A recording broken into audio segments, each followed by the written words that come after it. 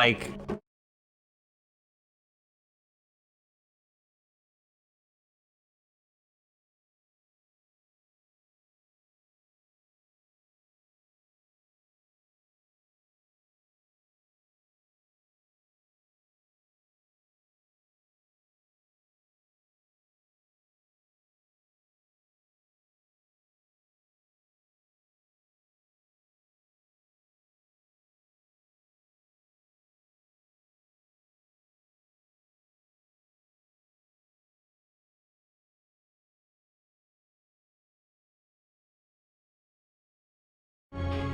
Ten seconds.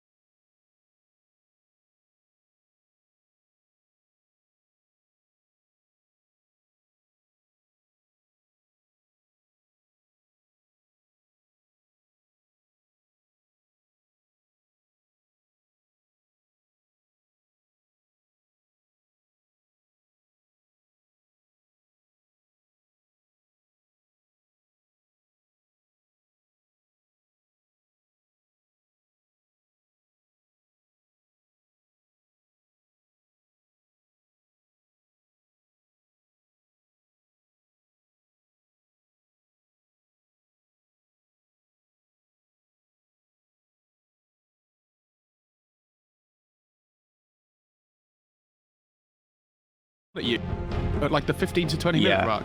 And if your Spectre's not ready, then they might really struggle. Like this Mag's going to be really tanky if he has the mech, for example. Like, I don't know how they have the damage to kill Phoenix before he gets the egg off, and they don't have any egg hitters. Like when the Jug spins as well, they have like no physical damage at the moment on Alliance. What was it you said about the Jug yesterday about the spin? Just having that, like, not that free out, but... Yeah, it's the free... How did you put it? Free, like, get out of jail card almost, right? Because at the moment, if he spin TPs at any point in the game, the only way they stop it is with Doom. Like, they can't cancel it any other way at the moment. Alliances. But it's the same with like Lifestealer Rage and everything as well. So it looks like a really good Jug game. Especially because he has the mag with the Empower to help him scale as well. So we're probably going to see that like drums into Manta build. No need for a Battle Fury or anything this game, which a lot of the Jugs aren't even building anyway. Not a lot of reserve time for Alliance after their main time goes. 11 seconds left on it. We'll see what they take in this final ban. What they're thinking in their final pick as well. Void Spirit gets banned, as OG are looking most likely for a mid. Batrider has been ignored this entire time. I think it's more likely to be picked for OG, I think, but it depends on, because they're both looking for their mid heroes here. I mean, Doom and Mag could both go mid, like theoretically, but I think if you're Alliance here, like you need some like magic damage, you need some burst damage to like at least bridge you through the early game to allow you to take these team fights, and that's why this like Quap and DP have been banned. These early game presence heroes. Weaver. Now, that's interesting. So Limp has played Weaver before mid, I'm pretty sure, but it could also be Doom mid and then Weaver 3. But that's not what I expected. I think the Weaver's good because it abuses the lack of lockdown that OG have, though. Like, they only really have RP at the moment. And Soulbind's annoying for Weaver as well, but... So that's cool. Let's see something different.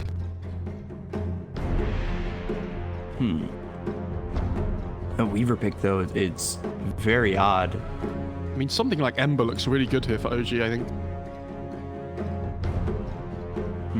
Like they have the chains looks really good this game. You have the Empower as well on both the melee cores then. It's a quick hero that allows you to take these early engagements. Monkey King. You may now it's the Thompson Monkey King. Okay, it's the concept though that OG want to pick a hero that allows them to fight non-stop, like all the time. There's not going to be a cooldown that OG are waiting on.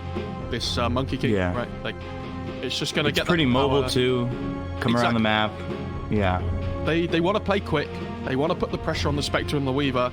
And like this oh, it is Doom mid. Okay. And then Esport's going to play the Weaver off lane. Yeah, and I mean that means you're looking for yourself to get an Ags, or is this like that off lane Ags Weaver? So Weaver's going to be... I mean, Weaver isn't going to die in that lane. You remember we talked about the Grimstroke Jug combo with the Inkswell spin? I mean, Weaver's never going to die to that because he just Sakuchi away, which is nice. I'd love to see how this mid lane goes between Thompson and Limp. Because like we say, Limp's a really good laner, but I feel like Monkey King does well in this matchup.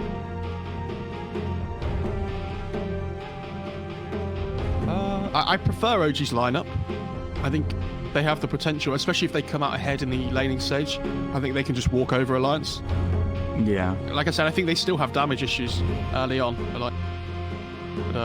Especially if OG continue to play like they did yesterday, just running at you non-stop. Yeah, but I think for Alliance, especially like this, Undying should win the lane for the Spectre. Like Lim should have an okay time at least, because even if he's not doing great against the Monkey King, like he always has the Devour to keep up his farm. And I think as for like this Weaver versus Jug, they should both just kind of trade farm. I think it's not one-sided either way at all. Yeah, I think a lot of this game comes down to the mid matchup. If Monkey King gets going, I don't see a great way of stopping you. Yeah, I think he just runs at you, and you really are in a lot of trouble when they just start moving around the map like this. Because I think they do have this kind of run at you lineup where you're using Stroke of Fate, you've got the slow there, if you've got early sixes, like RP. Wukong's like so much to work with, just kind of playing the aggro game that they played in yesterday. Should we give a chat a chance to redeem their predictions now that they've seen the draft? Is that the right way to go? Twos? Ones or the twos, guys. Ones if you think Alliance is going to win. And there's still the only two options.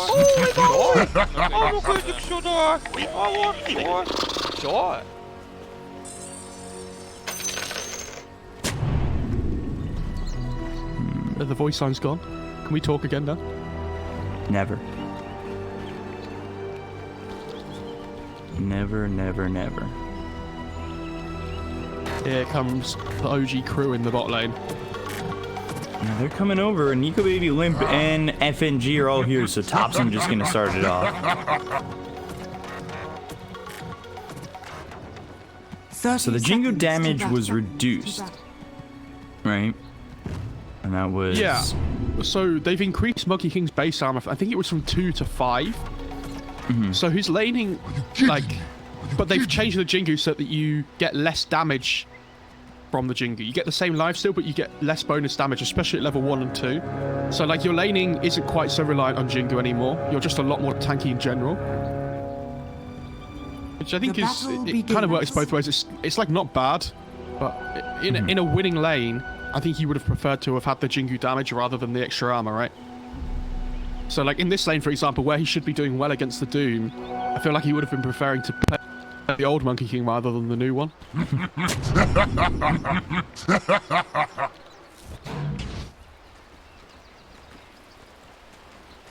So NicoBaby down here bottom on this Spectre. We're here with the Undying, but up against the Phoenix as well as the Mag. How's this lane gonna... I think I was saying that Mag and the Spectre should both get some amount of farm at least, like Spectre, but Spectre probably more. Like I think the Undying just makes the lane a little bit harder for OG. And you have to remember Sax is a strength hero on this Phoenix as well, so the decay's reducing his damage. Oh, this Courier has been killed. Oh, Seb. What a disaster. Now lets that Courier go down. Now he only has 3 tangos, and that's Salve in the grave with the Courier. You do have Phoenix's Salve, so your sustain should be okay. FNG, though, doing a very good job of putting the pressure on to these 2 OG heroes.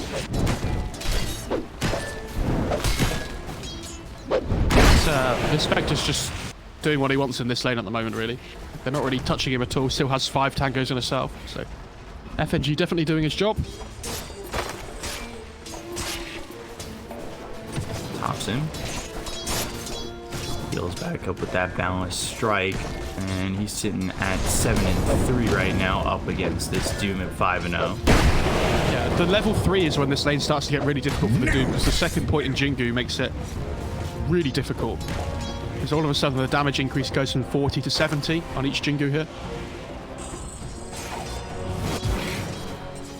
Limp manages to de-ward that medium camp as well. Topson understands he's going to body block it instead. It's when you play this mid lane Doom, having this camp available is so important. Medium camp for the Devour. I'll be aside. Yeah, really good job by Topson to just, you know, have the awareness to block that camp too, because you know, you don't see that often. Just that step forward, playing that aggressive, and making sure that something as crucial as that camp getting blocked is on your priority list. But look at the denies in the mid lane. Like, Topson has 8 denies already. It's 12-8 to the 8-0 of Doom. Like we talked about with Limp yesterday, it feels like his laning has been the strongest part of his tournament for most of this event. So the fact that Topson's like making his game really difficult already is not going to be fun for Limp at all. Benji pushed out of lane for a moment. He's got a salve. He'll heal up. Would love to not get hit by Saxo while this is going. That's for sure. And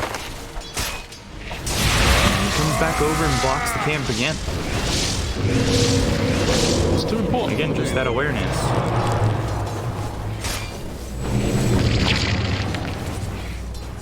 Towards top mid, 1 doing some damage. He's sitting low. He'll salve up. He's got the healing ward just level 1 right now. He sits level 3.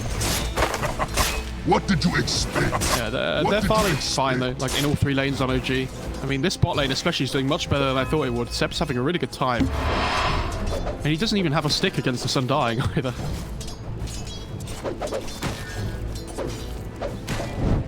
Wait, it's 13 denies. Like, how are you gonna farm up against this Monkey King? It's really not easy to just come and trade, especially when the creep equilibrium is sitting right up on the river. Lynch, like, Lynch's obviously not going to have an amazing time in this lane, but again, like we were talking about, he still has Devour. We can always just try and help his farm a little bit with that. Topson comes over and DD blocks his camp again, and there's a DD. Limp doesn't have Infernal Blade to slow Topson down and maybe get in front of him to steal this DD, so now it's all on the Monkey King, and what can they do over mid to take care of Topson at all?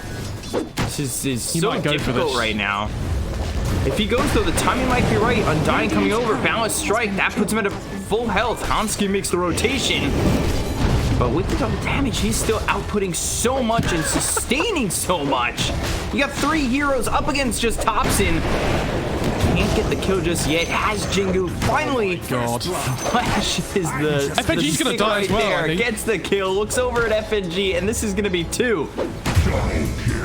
Oh my, the double damage allows him to just get 2. Might even just be 3.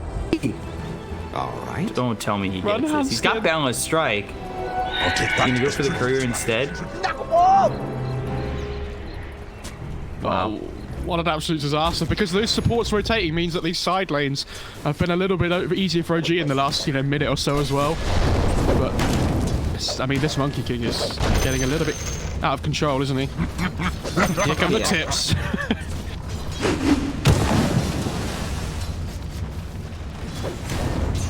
Really quite the aggression coming in from Topson. Up 2K right now. You take a look at the net worth, and he is leading by so much over this Doom. Yeah, but it's not just the net worth. Look at the XP difference as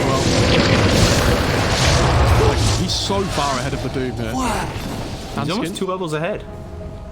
He is 2 levels ahead now. Yeah. Hanskin dies top though. It must have been the spin Inkswell combo, I assume. And look at this. Look at this. He's just running him down in between the tier 1 and tier 2. Topson's not stopping. And I think we brought it up yesterday.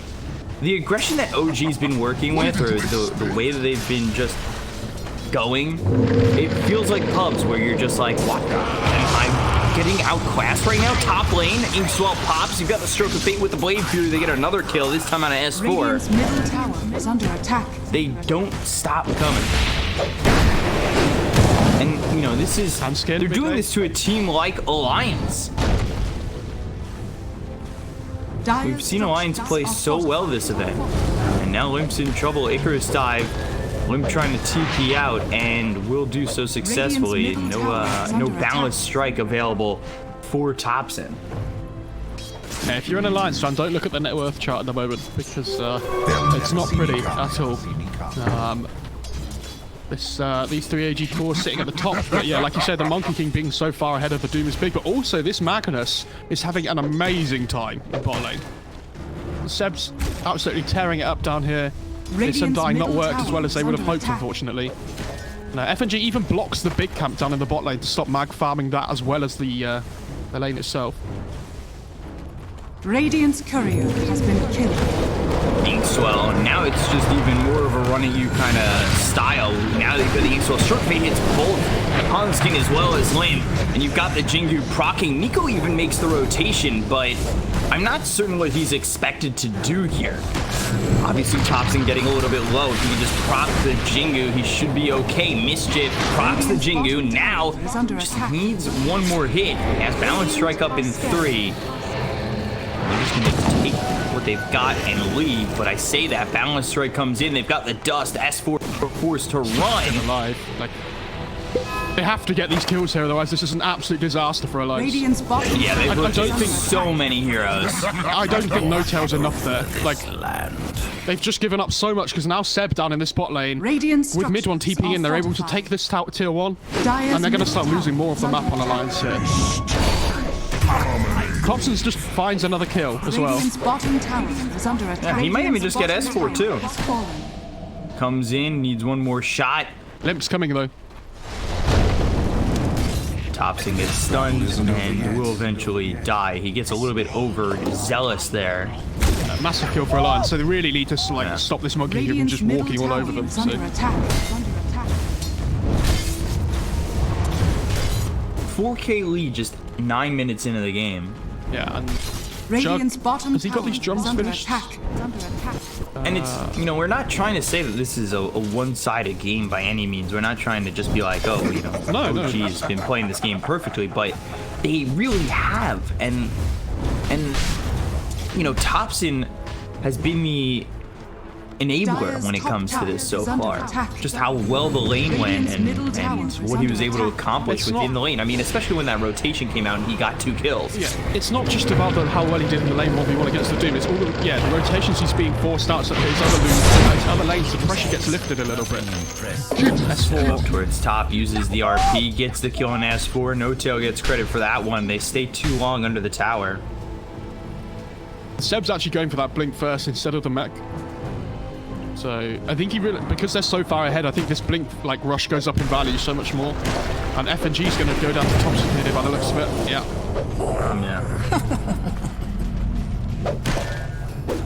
So this is what we were talking about within the draft. They're going to run at you. They're going to continue to move forward. They have Inkswell. They have Stroke. They can slow you up. Balance Strike comes in. And, you know, those are only a couple of things here that they have to deal with on the side of Alliance. They're going to run down No Tail. So they at least get that. Nico Baby gets credit for that kill. And he's sitting top of the net worth for Alliance. So, you know, he's trying to do everything he can to come back. But like we said, there's so many tools here for OG to just keep running at you. I like Nico Baby's iron build that he's going for these drums. He has to be able to try and take these fights early on. He gets killed off by S4, so a couple of good pickups there for Alliance. Is exactly what they need. The fact is 10 minutes into the game and Sax is still level 4 is a little bit of a worry for OG. Like, these supports are... I think No Tail just took the tome. So he's the one that's level 6. Oh, no, okay, no, it's still in base. No Tail's level 6 or that. So. Okay, so that's not too bad. So the Phoenix is just going to be able to get level 6 off that pretty much. Yeah, he's really close now. Dire are scanning. It'd be interesting to see when this blink comes out from the mag, like this first big rotation they make with the egg RP play. Because he's only 100 gold off that now. Radiant structures are fortified. Yeah, it's a little bit different from Seb than we've been seeing. You know, usually he'll forego the blink dagger for a couple of items. Arcane Weak Magic or Guardian Grease, and then he'll go blink. But it feels as though he needs the blink dagger earlier on. He goes to deny on the mid tier 1 though, which is nice. Phoenix hits level 6 though. There's that point dagger. So it just has to be delivered, and then if they fight with that first blink RP, Alliance needs to be very careful.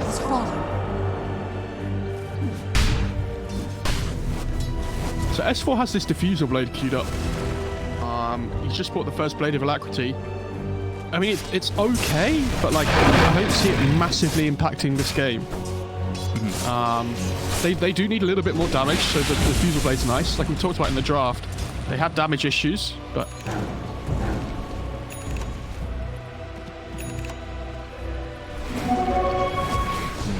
Tombstone trying to take this stack. This is very important for Nico Baby to get here. He's struggling a little bit. with the zombies though, it should die quickly. Like FNG's probably going to get some of this farm as well, but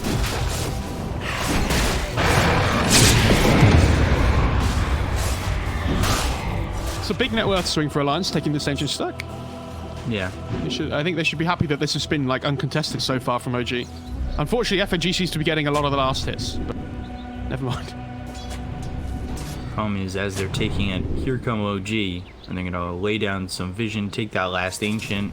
Seb's setting up to just blink in and have that RP.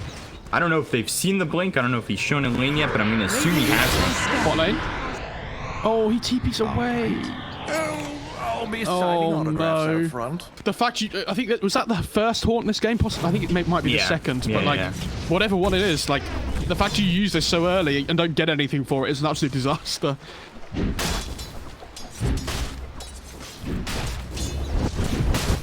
So not only is Thompson up there in the net worth, but all three cores on the side of OG are at about 6,000 net worth. really far and ahead of the Alliance heroes. But S4, he gets caught. Sentry right there.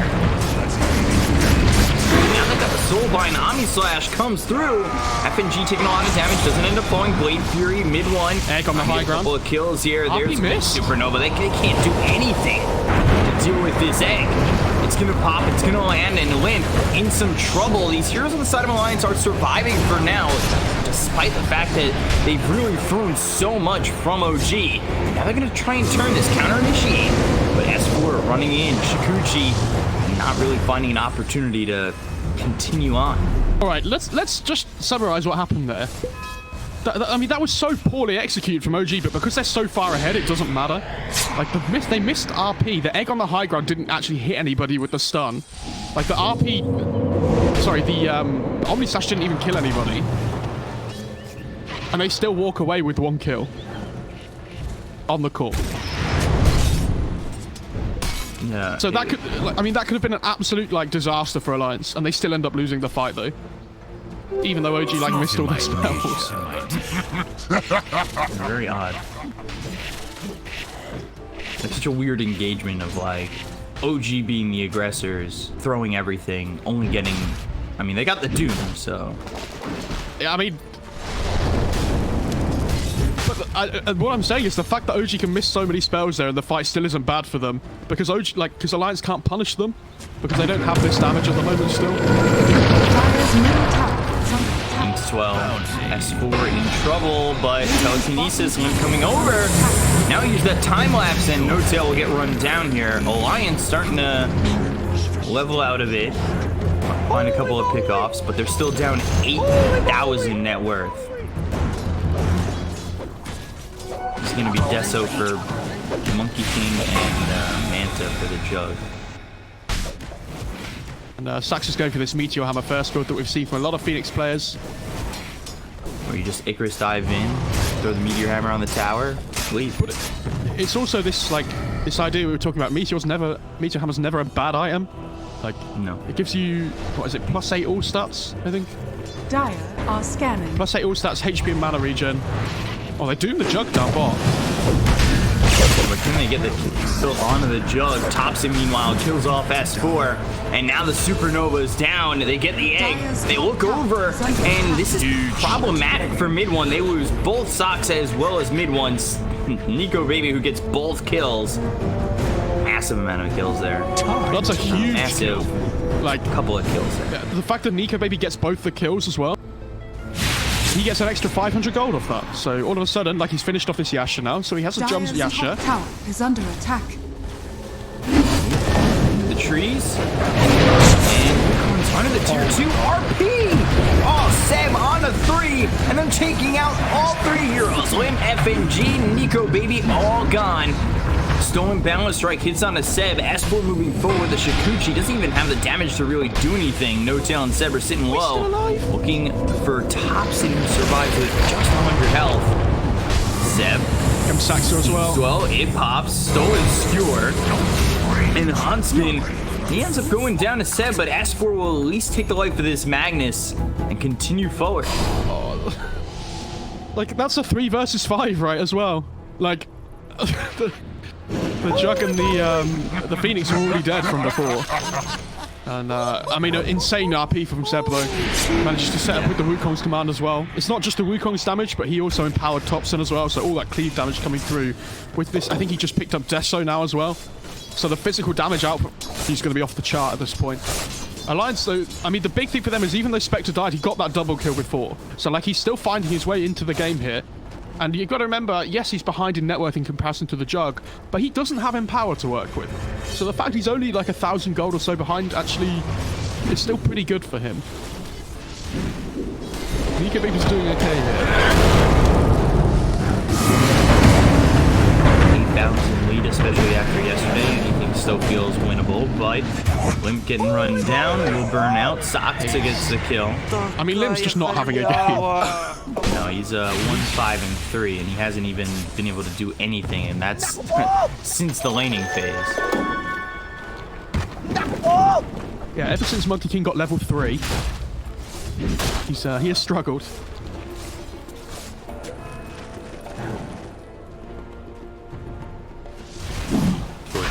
top. They're gonna head into the roaster.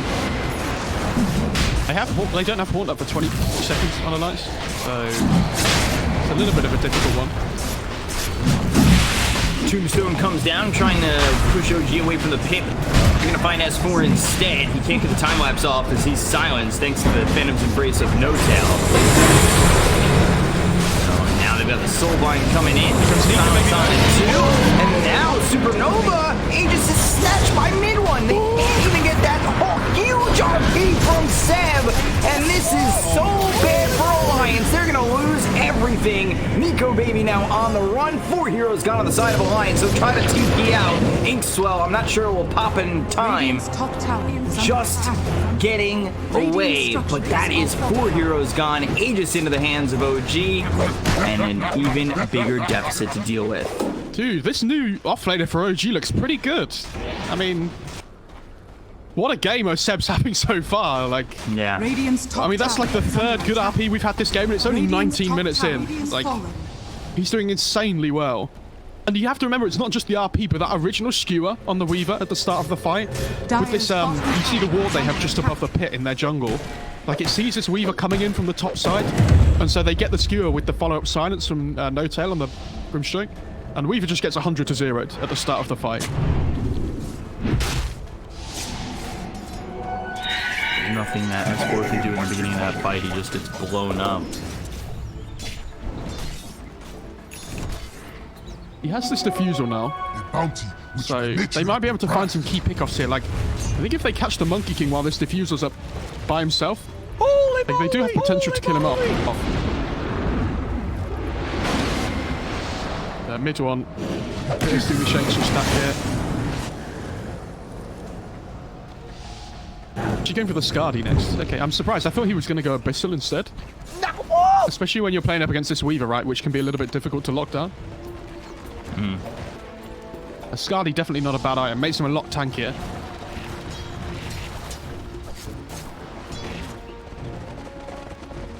Limp's 12k lead. Yeah, and Limp's just, like we said, he's really not having a game.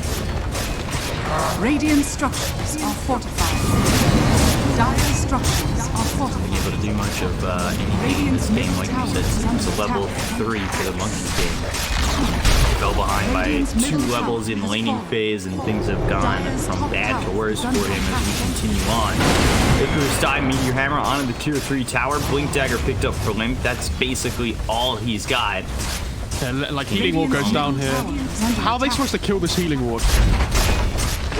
The only way they can do it is if Weaver goes in and, like, Sakuchi's in to try and kill it, but then he probably dies away, like, straight away. So he does. Middle tower has fallen. Dire's top tower has fallen. Take the tier 3 on Confused. They've got the Soulbind onto this Undying as well as the Dooney. As well pops, but it's not going to land. Supernova onto the back lines. It's not the best Supernova, but it does keep Alliance from jumping in. Bruce dive over. Meteor Hammer once again. NicoBaby needs to run. Omni-Slash bouncing around. They'll get the kill on the FNG. It's just the Undying dead so far. 29 seconds does have buyback. Yeah, they still have the Aegis, remember, as well on OG. So even if this drug dies once, it's still not an awful fight for them. Oh, Blink, Skewer, time lapse from S4. They've got the silence out of the Doom.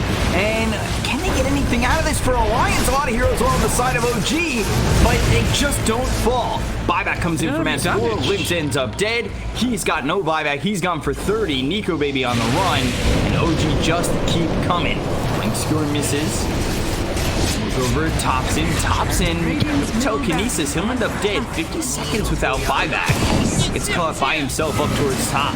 I'm not sure what Thompson's doing over there, but they are going to take the mid-racks anyway. Still have the Aegis if necessary here. Good skew up. NG is silenced. He ends up dead. NicoBaby running forward. And they've got the telekinesis on the No Tail. Lifted up, thrown down, but doomed up Seb as well. Hits Limp. And Limp just can't catch up to Seb anymore. He threw the Doom, but I don't know if they are going to reach him in time. Spectral Dagger comes through. Limp. War Stomp. Hits him up. So Seb. Oh, he's got the blink. He just gets out. One step with the blink and the skewer. Dire's middle tower is under attack. I mean, the fact he gets out there just sums up this game for Alliance. Yeah. Well, Thompson just TP's in again, but he blows up S4. Blows up S4, might lose his own life. Meteor Hammer coming down, telekinesis is there with Nico, baby! Oh, Meteor Hammer heating wall, Satsa, and they'll get the kill on a limb. Losing another couple of heroes here for Alliance. Oh, the healing ward comes in from mid one at the last second to keep Thompson alive. I mean, they're just styling on them at this point. Like, they're 17,000 net worth up at 23 minutes into the game. And this is exactly what we saw Nigma do to Alliance yesterday as well. Like, they punish them for having this really good laning stage, and it just gets out of hand so quickly by these early team fights.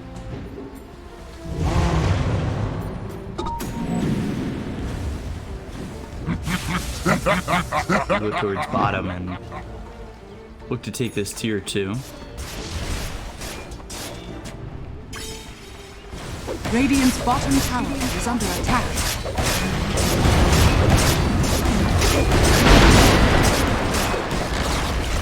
Comes down, they take the tower very quickly. They'll continue to move forward. RP available here for Seb if they're going to try and take this high ground. I mean, everything's available for OG. And Radiant's bottom we have seen, what, attack. one bad RP from Seb. Other than that, has been really on point. And not only the RPs, but the skewers too. Blink Warstomp, they've got the lockdown on the OG, but just no follow-up damage. That's forced They're to going to be lose Hanskin, and he's dusted, so he needs to lead. And this is what I was saying about the diffuser though. Like, it gives them this damage, but because they're so far behind, it just doesn't do anything. Like, they can't get the damage off. Radiant's bottom tower has fallen. Dire are scattered. Strike hits 3. RP to follow it up. It's picture perfect coming in from OG. And they are going to clean up 3 heroes. Hanskin, FNG, and Nico Baby die. Doom's thrown out, but it's really not worth much. Whip ends up falling. Buyback from Nico Baby. Supernova down. That's going to pop and hit on S4, but GG's already called. OG will take game 1 in the lower bracket final. Yeah, it was about as much a stomp as it was in game 2 and 3 yesterday for Alliance, unfortunately. I know we talked a lot about OG about that game, but they did play so well, right? But the problem with Alliance's draft is I don't see how they were supposed to come back into that game. Yeah. I was talking about after the draft that I think if OG had a good time in the laning stage, I think they just go out of control, and that's exactly what happened.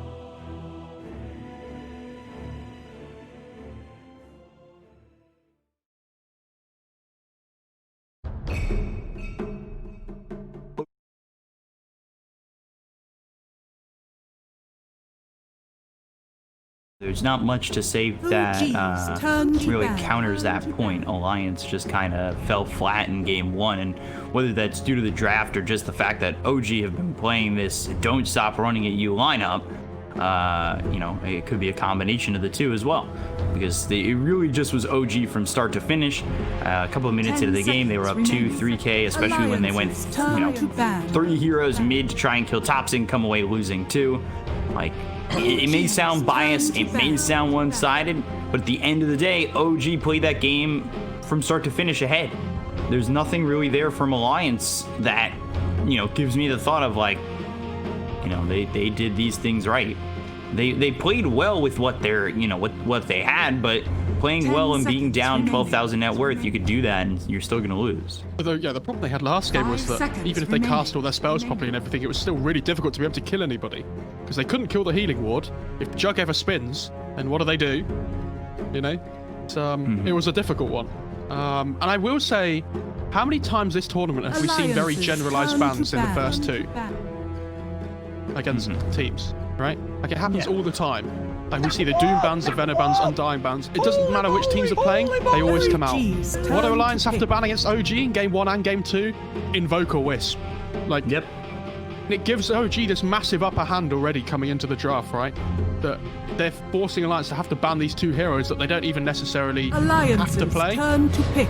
There's my Grimstroke again, and they're constantly going to this Grimstroke pick 1 time and time again. I know you have to ban that Invoker. Like, there's so many things here that feel so good for the side of OG that you have to ban, and you know, you're giving up things that No Tail hasn't had this banned once yet, and he seems to just be spamming this hero through this event. But it's pick your poison. You know, we've talked about it all event. There's 2 bans. You're gonna ban Grimstroke phase 1 against OG?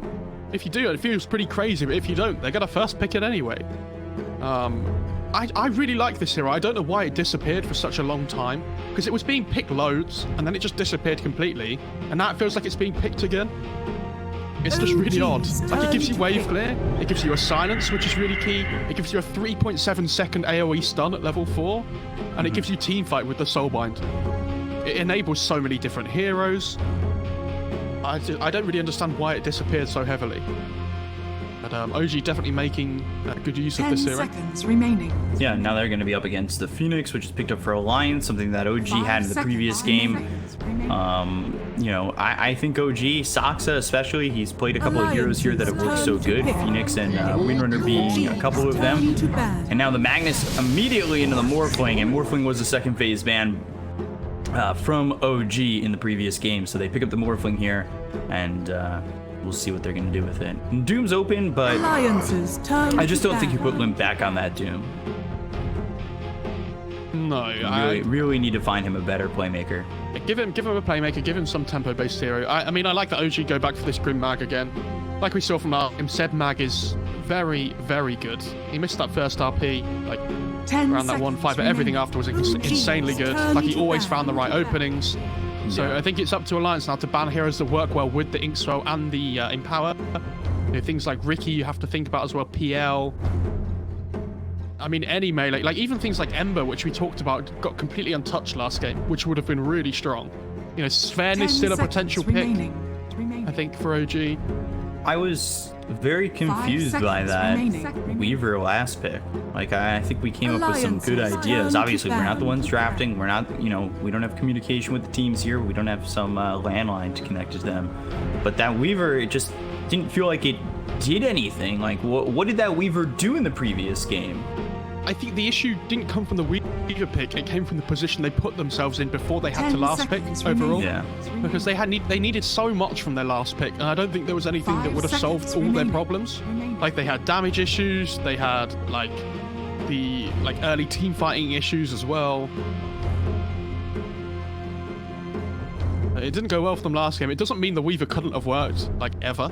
They have played it before Alliance, and it's been, you know, pretty good for them still. And I like that they give Hanskin this Phoenix, though, so they have a little bit of team fight to play off of already. I'd be interested to see what they pick for FNG, though, because I would assume this is going to be a Nico Baby Morphling, but it could still be Limp as well. Yeah. And I want to know what they want to pair with the Morphling in the laning stage if they put it as the position 1. great ban by Alliance. This Lion is something that we've not seen a huge amount of from a lot of teams. But when Alliance feel like they need a little bit of lockdown, this is like their go-to position 4 hero, the 10 Lion. seconds remaining. So when you're playing up against this morph, you obviously know you're going to want a little bit of catch, at least. 5 seconds remaining. And something like Wind Ranger is still in the pool if they want to go for it, but it's not as reliable as the Lion. Yeah, for sure. I'm thinking about what FNG is going to play. I'm taking a look at his previous games taking a look at the previous games for Alliance. They've gone to the Enchantress. Of course, they've gone to the Undying quite a bit. Alliances turn to ban. And, Bane is still one of those supports that I think is very popular right now. That is very good. I think Enchantress could be an interesting one because the Purge is really good against the Empower and the Inkswell. It takes them both off. So if you purge off the Inkswell, whatever duration it's got through of the charge 10 effectively seconds already, remaining. that's when it explodes. So if you purge it off halfway through the 5 duration, it'll seconds do like a remaining. 1.5 second stun-ish. Instead of the whole duration when it would have exploded at the end. I hope that makes sense. I feel like I didn't explain it very well. I understood you. I got you. Twitch chat are pretty smart people, so they'll get it. For the most part. Yeah. Whoa. Twitch chat are always smart For the people. most part. They never lie. They're always positive. Never lie. Always positive. I mean, they were telling the truth. Alliances turn to pick. They I always like tell the truth. I like the AM ban as well. Turn to pick. Pretty good. And there's Bane. Pretty good matchup against the Morphling. Bane's the solid choice, the safe one. Yeah. Such a strong Bane- laning Bane's- support hero. Yeah. We've seen Bane's just be like very strong. Nightmare, the right clicks putting in like it's brain 10 sap seconds enfeeble remaining. is what we've been seeing level 1 to level 2. 5 seconds remaining. Because you have the instant lift available for the Morphling, and it's also a pretty easy fiend script still. Yeah. Pairs up well with the Magnus in the laning stage at least a little bit. My only problem then would be that they don't really have a Vessel buyer necessarily in their 3-4-5, which might be a bit of an issue.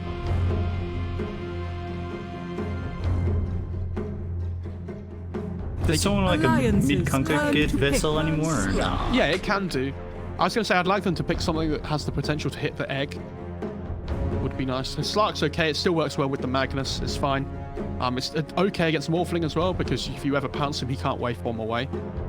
It works well with the Grimstroke as well. Like good kill potential. 10 seconds remaining. I wonder if Slark goes for this like diffusal build blade this 5 game because I know seconds mid one has remaining. historically liked it, but he might feel like he needs some like a little bit more tankiness instead. Like we've seen halberds from Slarks this tournament so far. He might even just go like SMY potentially. The Dark Pack's obviously really good up against the Bane as well. Be difficult to get beam scripts off. And I think Alliance needs something else to like lane up with the Phoenix here and protect the egg. And it needs to be able to lane against the Slark relatively well. I'm not sure if there's a hero that does both. Think what they can go for. The Lena is still available. Would you want that? If you're Alliance? I think Gives you you wanna give- lockdown, burst damage is always nice. I think you want to give Limp last pick. They have last pick this draft, Jeez, which they turn didn't to before. Okay. Some more lockdown. Sand King gets picked up. We've seen some good Sand King games. Could be your Blink Initiator as time goes by, of course. Or will be your Blink Initiator as time goes by, not if. So that's a pretty solid pick because we talked 10 about they need something seconds that remaining. protects the egg but also lanes against Slark. And I didn't think there was anything that does 5 both, but seconds Sand King's probably your remaining. best bet because you have that stun to protect the egg, but also like you have the Sandstorm in the laning stage to at least kind of protect yourself. Like Caustic's a really good ability at the moment as well up against the Slark to try and pressure him in the laning stage.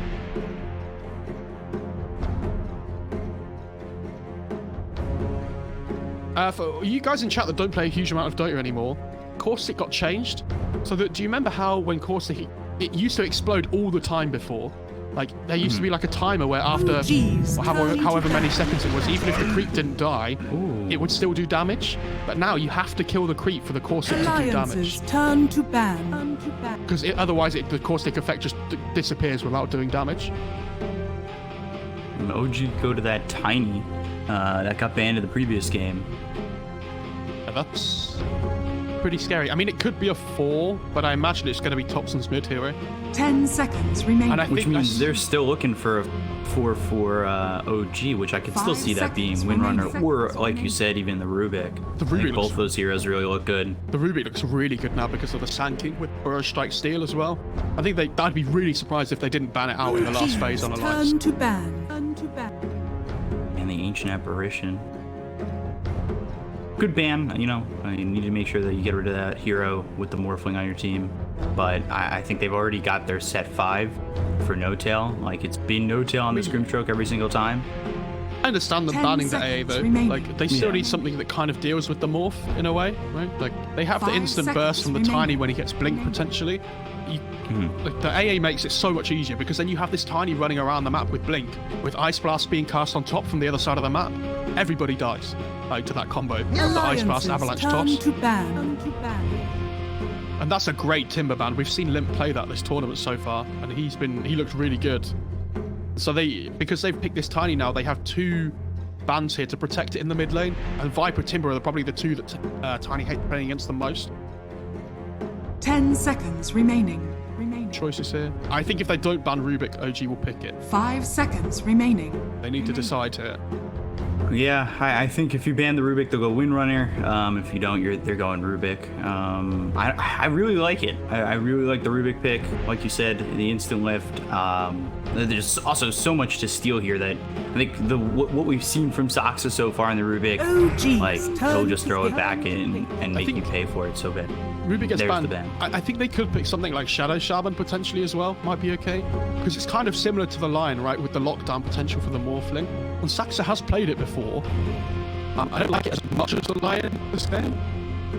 Still pretty good. I think Shaman and Wind Ranger would be the 2 that I would look the most for Saxa hit. 5 seconds remaining.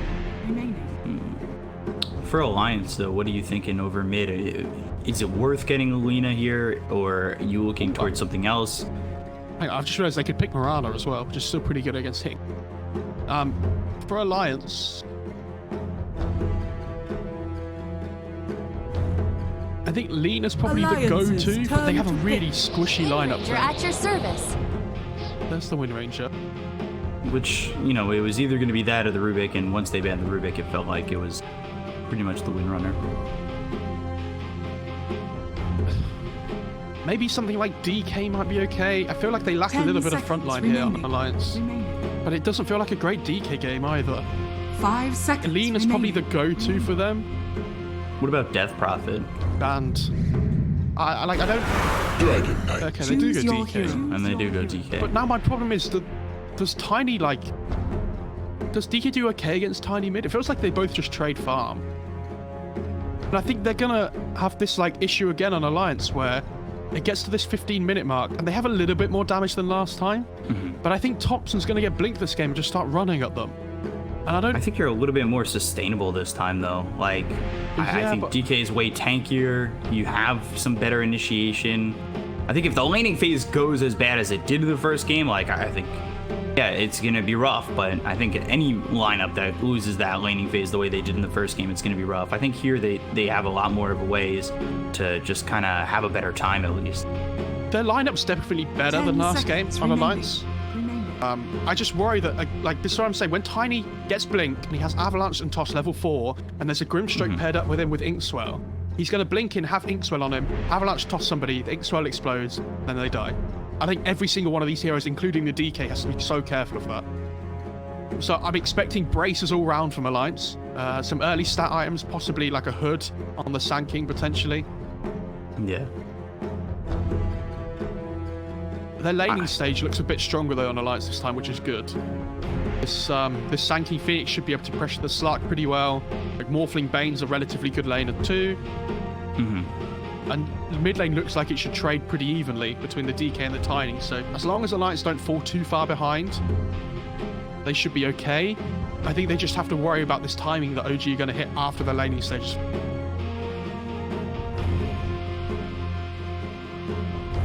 I mean, I definitely like Alliance's lineup better this time. Not better than OG's, but better overall. Like, it just felt like such a lackluster lineup in the previous game. So I'm hoping that they come out a little bit better. Obviously, we both want to see Game 3. Yes. And I really do think they're skilled enough to make it happen. I don't think that... obviously, last game is going to affect them mentally, but I don't know. I think there's certainly a lot better opportunity with this lineup to make something happen. Prepare. I'm going to say the same about Fly to Moon yesterday. When Fly to Moon got beaten in Game 1 by OG really hard, I said that if Fly to Moon lost Game 2 in the same kind of way, they would be so disappointed. They go out of the tournament losing 2 games in a row that badly. Like, if Alliance lose this game against OG, but they play, they do the best they can, then... what else can you say to them? Because at least they've given it a go. At least they would have played well. At least they don't get stomped and rolled over in like 2 games straight away. But they'll feel really bad if it happens the same way that it did last game. And that's just their tournament done. So hopefully we get a good game. And even if they lose, that's all we can ask for. Really hope that we get ourselves to Game 3 where you take a look. Little Baby Bottom already in trouble, but they get the kill on a Saksa. So first blood already here for Alliance. And they might even get more. Seb. Trying to get run down here. FNG has Brain Sap in just a second. Oh, Breathe Fire. Not going to be enough. And he just can't get the kill on a Seb. I wonder if Seb walks back to base or if he gets salved up by No Tail on this The battle begins. He's walking back to base. They're gonna get 4 bounty runes on Alliance. This is the start that they needed. Oh, wow. So they get first blood, they get 4 bounty runes. And the best bit about the first blood as well is it went to limp on this DK. So this mid lane is gonna get an amazing start.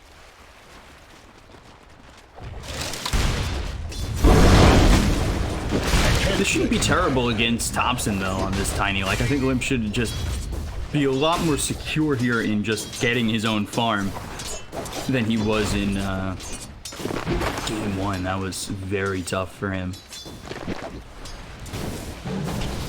Sure, like, but this is the thing, like, you can't really pressure the DK out of lane. Like, he's gonna get farm. Thompson should just get farm as well. And then it's all gonna be about the rotations both these heroes make. Especially if Thompson on this tiny decides to try and make an early move. Like Limp with this DK when he hits level 6 can start to push the tower really quickly. Yeah.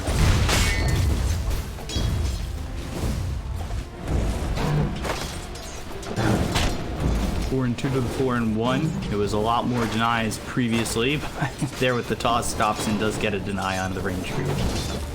No. Tail mid 1 up towards top, mid 1 continuing to farm pretty much uncontested. He's sitting 5 and 2, but Nico Baby, he's 6 and 0. So, both carries having a good time so far. Seb's come back into the lane. He's got himself a salve. He's sitting about half health. So we saw him get pushed all the way back, goes down to half health once again, and we'll see if Alliance can take advantage of this. FNG level 2 goes to the Enfeeble. So that's what we were talking about. Brain Sap through, Enfeeble onto Seb. And he pops that salve. So now he's out of regen. The only lane that's struggling a little bit at the moment for Alliance is this top lane. And you'll see OG have done exactly the same thing as they've done like so far this tournament. In the sense that they don't want to let this Sankey Phoenix get level 2 first before they do on their pair. So they push the lane in really hard and then they try and pull the small camp. Unfortunately, No-Tail seems to have missed the pull.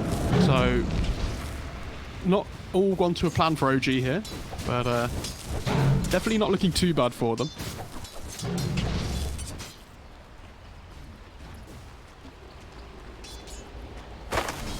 Mid 1 is sitting at 8 and 3.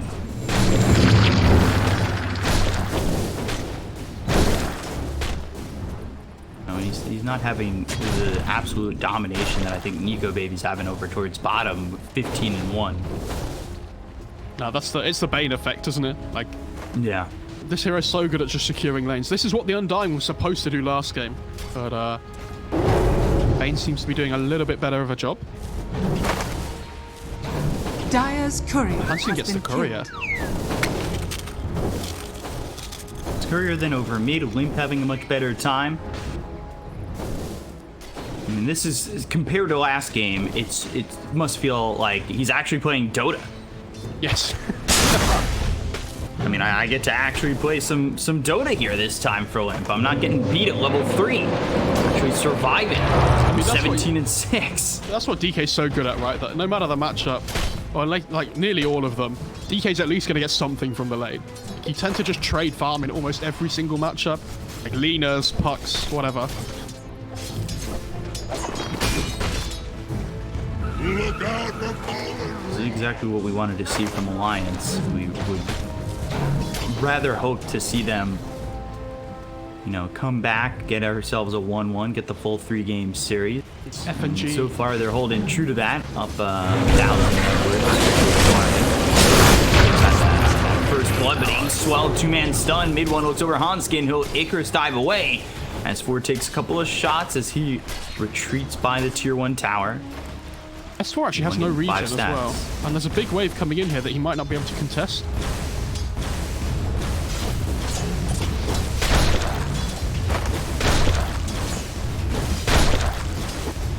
So is Limp immediately looking to rotate once he hits that level 6? No. Limp just wants to keep farming. Like, why would he need to rotate this game? Right? Like, his bot lane's going really well. It's up to him to, like, let Tiny make the first rotation and then just, like, hit his tower. Yeah. So let him leave, take the tier 1 tower, close the map, and work from there, basically. We might even see Hanskin on this Phoenix come now because of this, like, 5-minute catapult wave mid. Because if you come at the same time that Limp's about to hit level 6 here, they can really put some pressure on this Tiny.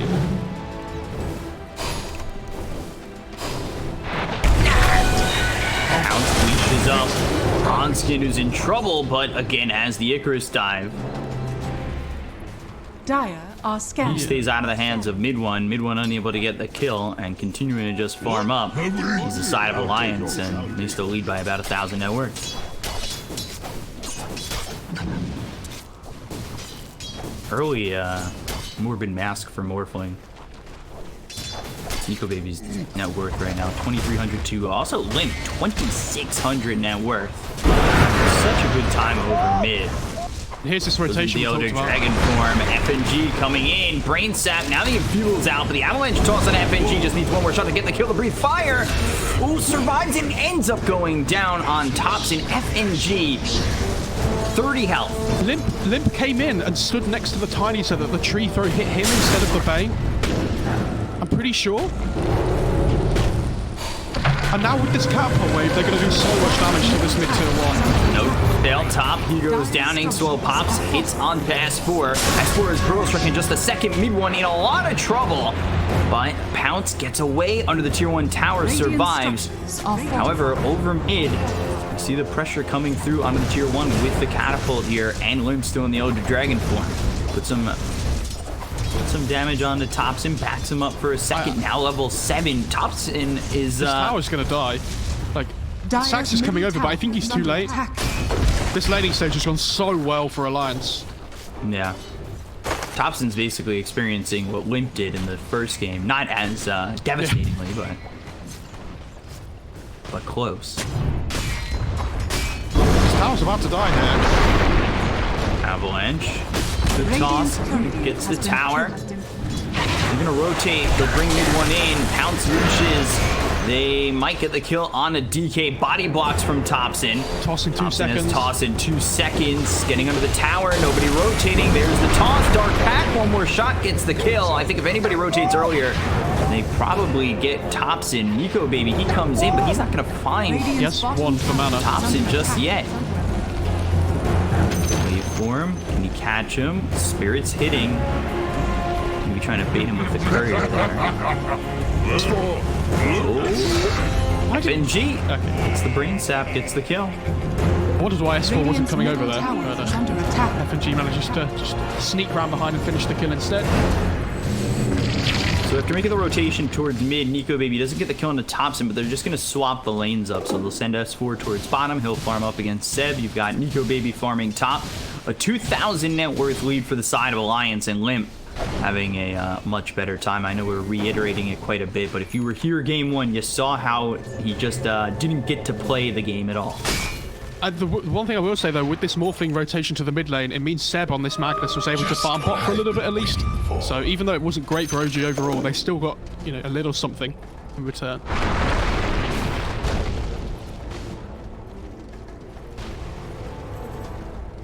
Radiant's courier has been killed. Esport losing his courier there.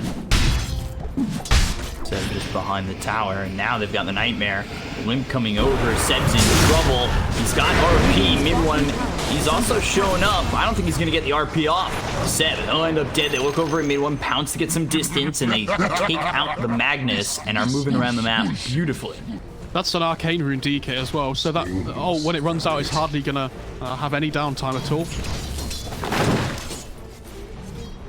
And if you remember I talked to you about this magic burst potential coming from the Tiny and like the Grimshake and whatnot. Interestingly, Limp actually went for an early cloak on the DK just to sustain himself. So now not only is he really tanky with the Dragon's Blood, but this cloak is going to make him have so much effective HP in these early stages of the game.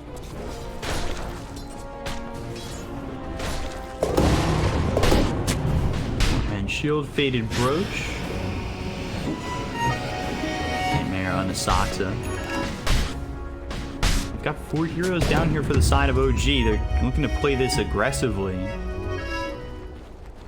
The vision though with this observer ward, that's gonna spot out, I believe, all four of them. They ping it and they know because of the Slark vision, right? With the Shadow Dance that there's gonna a ward just dropped there. Yeah. Sentry clean the vision. So they do back a couple of these heroes up. By the way, they're just letting Nico Baby top do whatever he wants. Take a look over mid, Limp, moving over towards Thompson with Hanskin nearby.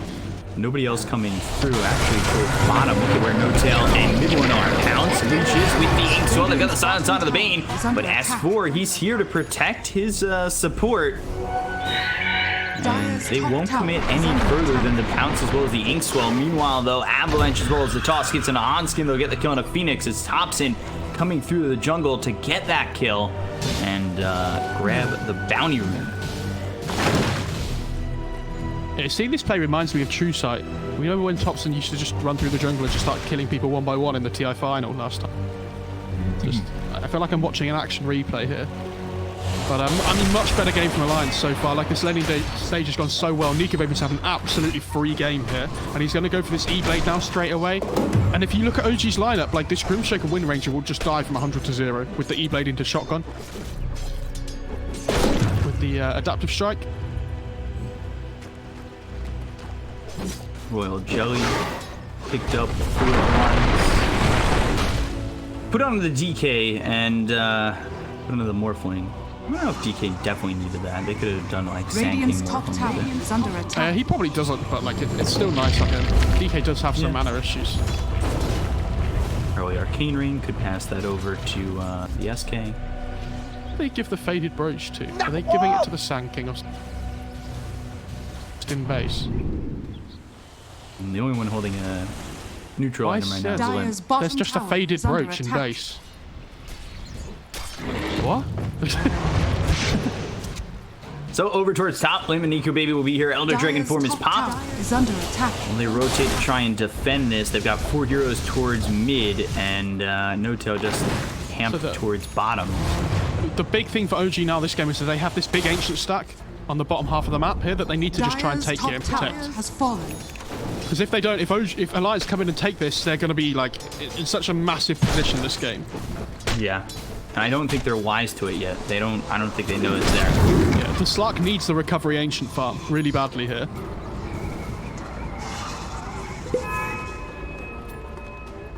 Limp very close to this Blink Dagger. I believe the Blink Dagger was picked up for S4. So, yeah, so they're going to have 2 initiators ready to go with their Blink Daggers. You've got Morphling, who is closing in on the E-Blade. He's still quite a ways out from that Eagle song, but it's still going so well. Nico Baby's just had an open game up to this point. For Alliance, though, it's not just a blink on the Sand King. Limp's picked up his blink as well.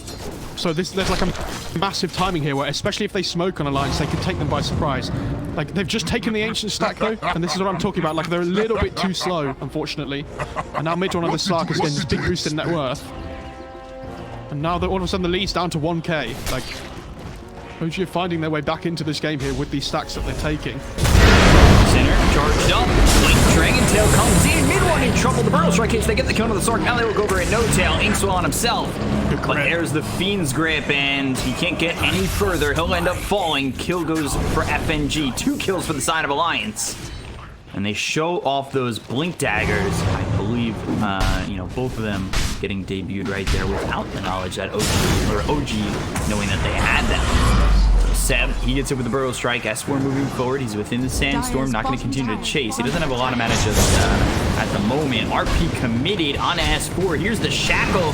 Power shot. Everything gets thrown at S4 for his aggression. So they get the kill into the Sand King. Maybe a little bit too far forward. They're going to TP towards bottom to try and save the tier 1. Sox is here. Link within the Elder Dragon form. And rotation starting to come out from OG. Mid one moving forward with Soxa. Shackle does land. But mid one a little bit too far behind. I don't know if he's going to catch with a pounce or anything, so a little bit too slow. Ends up farming the wave and allowing him to get back. Thank you. But this is fine for Alliance, I think. You know, Nico Baby's still just farming top, being untouched. Look at this mid lane though. Invis tiny. I think Hansky might be in a bit of trouble. Avalanche toss. And you're dead before you hit the ground. Remember this rubbish lane that Thompson had mid? Top of the net worth now. Like, Nico Baby had a free lane. I mean, Thompson's been farming so efficiently with his Avalanche and Toss, and with this Empower as well. He's farming up an absolute storm, and he's actually not going for a blink. I think because he has this Magnus on his team, he realizes like his damage output is going to be really important this game. So just going to go for this kind of like roaming build instead with the Shadow Blade. Obviously, if he needs to build a Silver Edge at some point in this game against the DK, he can. They're not going to be quite so reliant on the Slark damage here. Every coin helps. 1,000 gold away. He's actually going Manta on those Slark. I'm surprised. Oh, no tell.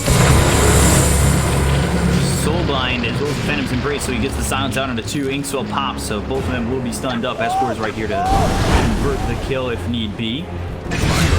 On the run, Brain Sap to finish off the Grimstroke. So another kill there for Alliance as they lead 8-4. The lead is only 1,000, and they're moving over to go and get Nico Baby. RP's up in 10 seconds here. How do they approach this? Shackle's coming over. Saxa. 400 gold until he had the Eagle Song. They've got themselves the Shockwave into this Shackle shot. And ooh, I don't know if they needed RP there. Avalanche Toss seemed to be enough. They get the kill on Nico Baby regardless. Thompson dominating, and that pushes him back on the Eagle Song a bit. But now we take a look over bottom. Mid one, he's in the Shadow Dance. Are back on the run. Inkswell gets out with the pounce. Radiant's can't control the Sark enough. Radiant structures. So they get the kill onto the Morphling over top. Keep the Sark alive bottom. OG starting to sustain the tides. He gets spotted. Burrow Strike gets the kill. Limp with another. This tier on top just dies in like 5 hits to the Tiny Empower with the tree grab. I mean, that's insane. Radiant's top tower. But yeah, big kill on the Morph, and the fact that the Slark survives in the bot lane is huge for OG. You know, he has this Yasha now as well, so he's just going to be able to keep farming here. But nice pickup from Alliance onto Noto. But if anybody's going to die, OG will be happy with that one. How close is Tiny to the Shadow Blade? He's almost there. Finish for DK. Yeah, he's almost there. Because of this Echo Saber that he built before, he can just rush the Silver Edge. Over mid, Sox in trouble. Sunray on him, burning him out. Gets the kill. Mid one, he rotates in. They've got Tiny right here. S4 in some trouble. The Avalanche comes through. He's got Burrow Strike up again. Good Nightmare locking down Thompson to allow them to retreat. That was cute. Mid one Dark Packs, it just hits the Tiny to take the Nightmare up.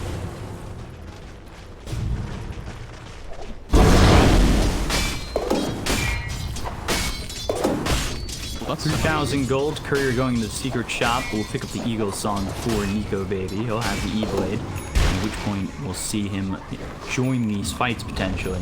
Okay, so they have the E-Blade on the Morphling, but they also have the Blink on the Mag for OG. So it's all going to be about now who can get the initiation in the first place, right? Because if they get a Blink RP onto like possibly like maybe even 2, or if they just Blink RP the Morph, then they have really good kill potential. But if Morphling can shotgun down somebody straight away, like one of the supports in Saxa, then they take the fight 4 versus 5 straight away. So So the vision and the smokes are going to be really important now. OG going to be looking to take the lead here with theirs.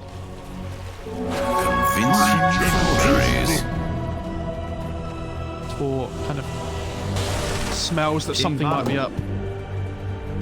Really well positioned within the trees. Breaks the smoke, has the observer ward, spots Seb, S4. Who will get spotted, dusted up. Avalanche comes in as well as the toss. They don't get the kill just yet. Now the Ink Swirl will pop. They'll finally finish off S4, but look at me, he's going to lock down. He ends up getting used, but it's a full-on whiff. Seb in some trouble. Good skewer. Hanskill looking at Icarus dive. They've got themselves the supernova, and now OG are in a lot of trouble. Topsin on the one, no tail dies, so does Seb. Can they get this tiny out? Topsin invis for the moment with this Shadow Blade, and Nico Baby trying to search for him. It's a 2-for-1. They took out S4, but they lose Seb and No Tail. The RP not on point in this one. Yeah, I have no idea what cancelled his blink there, but if he'd have got the RP onto the Morph from the DK, that fight's completely different. Unfortunately, it might have been a fire spirit or something. I don't know. Dire's top tower is under attack. Huge fight for Alliance. That could have been an absolute disaster for them, especially with the Sand King dying relatively early, but they find a way of turning it around, even without the Fiend's Grip being cast at all because of the skewer from Seb. It looked like Hanskin was looking for a better position for that supernova, and it actually ended up in a fine position after he got hit, I think during his Icarus dive with the skewer.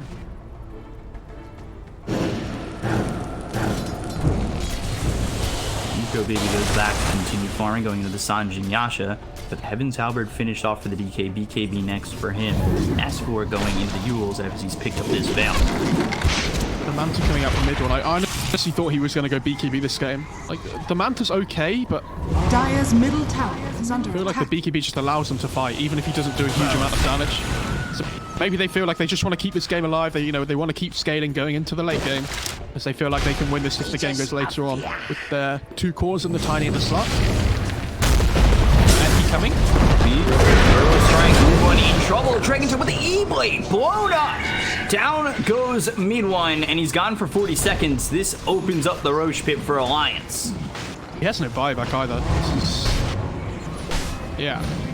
Radiant's middle tower is under This is attack. not good for OG. But if they can get this Aegis on Limp, on Nico Baby, this is going to be huge because this burst damage from the Tiny, which he's been worried about all game, which means he has to sit on higher strength, it's not going to be like a problem anymore because he knows he has this second life to play with. So he can be so much more aggressive. Radiant's bottom tower is under attack. Roshan has fallen to the Radiant. That's Immediately TPs towards bottom, wanting to defend this tier 1 tower. They've got the Aegis now on Nico Baby. That's massive. yeah, I feel like if they win this game Alliance, they'll look back at that moment and think, okay, this was such a big turning point for us. Dire are scanning. OG scan behind the tier 1. You see the TP's coming in, so they're just going to get out of that. They're going to potentially smoke for this. Okay.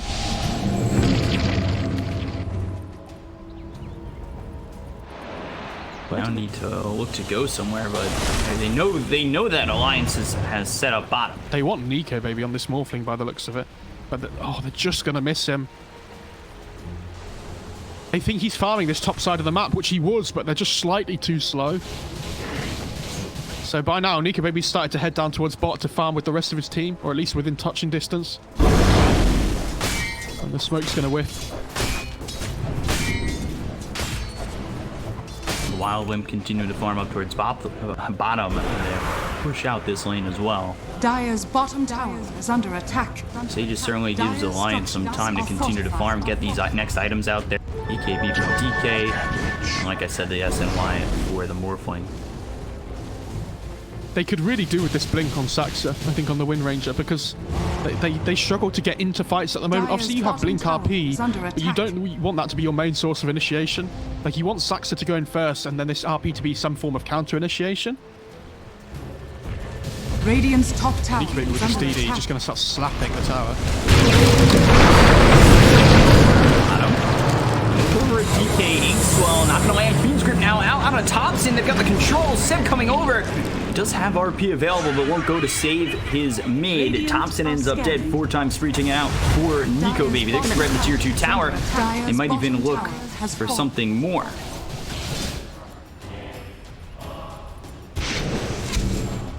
Let's see if they pressure and go into the high ground.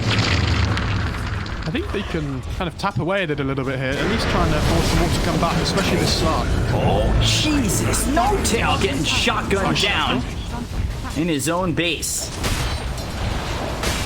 They have Blink Skewer here for Limp if they feel like they can get something. Oh. Not putting this together properly. Now, Go Baby looks for the shackle, lands he. One's in a little bit of trouble. The Sunray's on him with the E-Blade. They'll pop this Slark.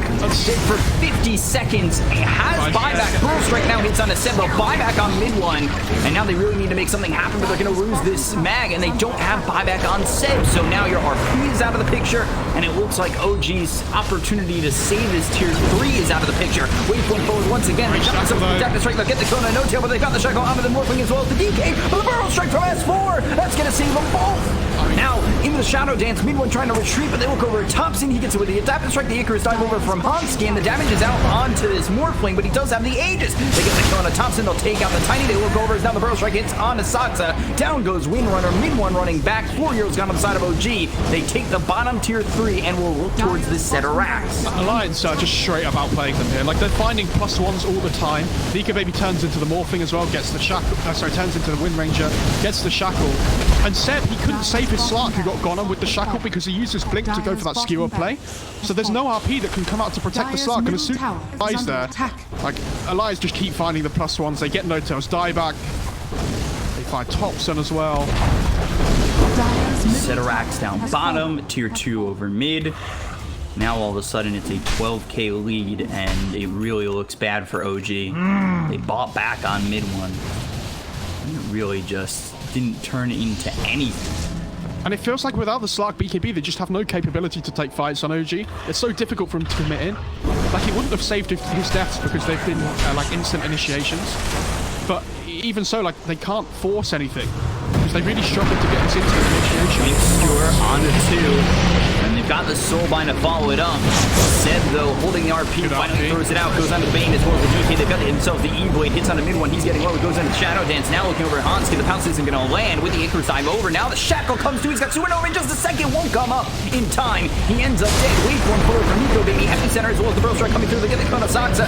They lose Link on the backlines. FNG hit with the Ink Swirl. Thompson's got himself a triple kill. And now Nico Baby moving forward. He's got himself the E-Blade as well as the Icarus dive. Waveform finishes off Thompson. They get the Kona Tiny. He's dead for 60 seconds. He does have buyback, but now Pearl Strike getting onto these heroes on the side of OG. Continuing to move forward though with Nico Baby looking over at No-Tail with the E-Blade coming in again. Or just Morphling left. no Aegis strike. They've got the waveform. They'll get the Kona No-Tail, and it's just Nico Baby alive, surrounded by 3. Can he fight this? Power shot comes in, and they disarm mid one. Skewer comes through. Nico Baby surviving, goes into the Windrunner form. As he morphs into him, Shackle doesn't connect on to Seb. I thought maybe that would, but he's got the waveform back and has the distance to get away from OG. However, OG, will they go onto the tier 1 tower? They'll at least take the tower after the glyph.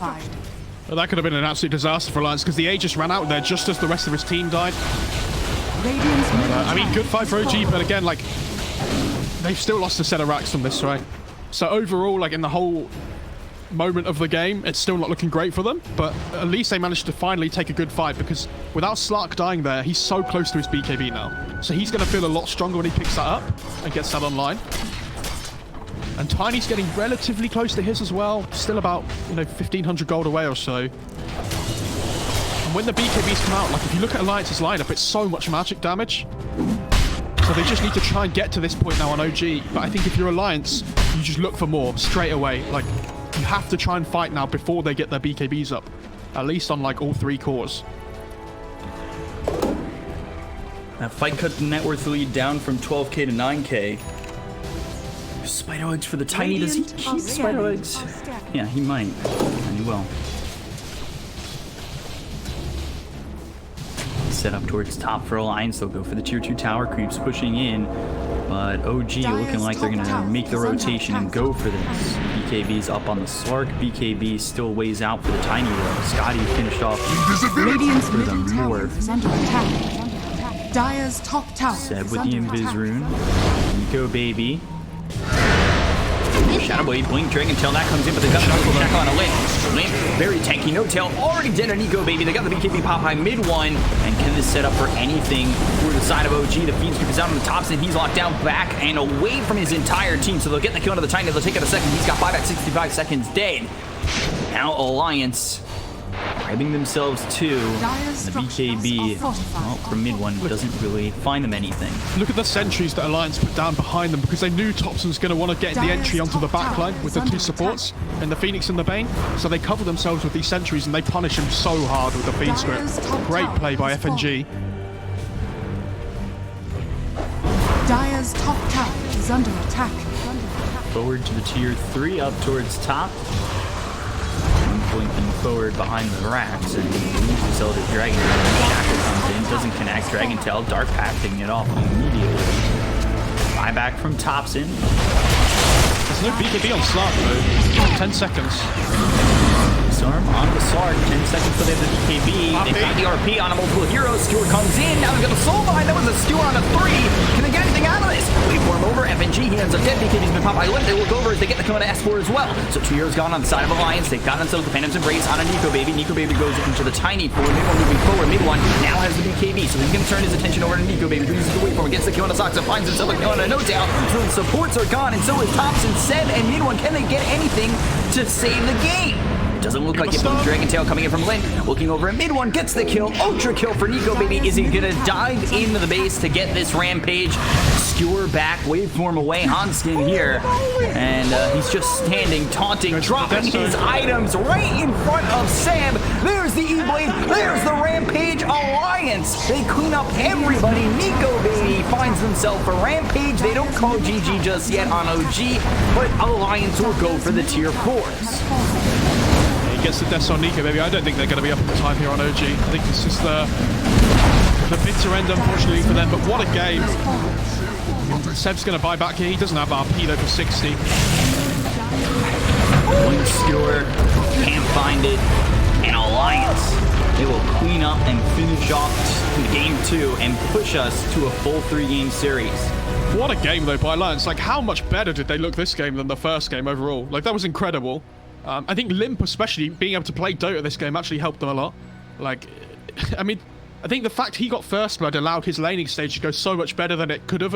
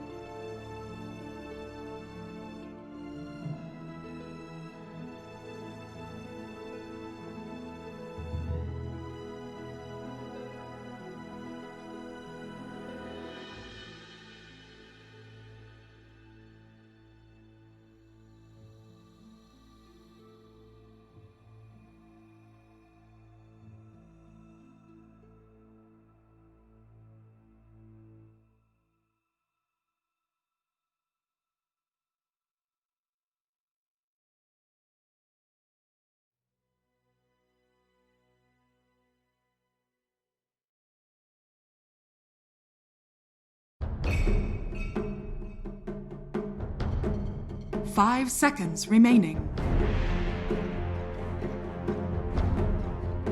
Alliances turn to ban.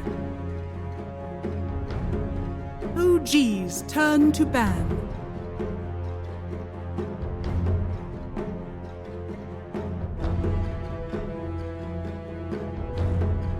Everyone's side being played there by FNG. He opened up the lane for NicoBaby quite a bit, and things got went a lot better, especially because Limp got to play some Dota. So, you know, we'll see what we get here in Game 3 between these two teams. Immediately in with the Invoker ban, and now the Veno ban. And like you said, these OG first bans have been a lot more general than the Alliance bans, where they're directed at like specifically shutting down Topson with the Invoker and shutting down mid one with a couple of those other bans. So something we should talk about here before the draft really starts kicking off. OG won the coin flip here for Game 3, so they get last pick overall in the draft.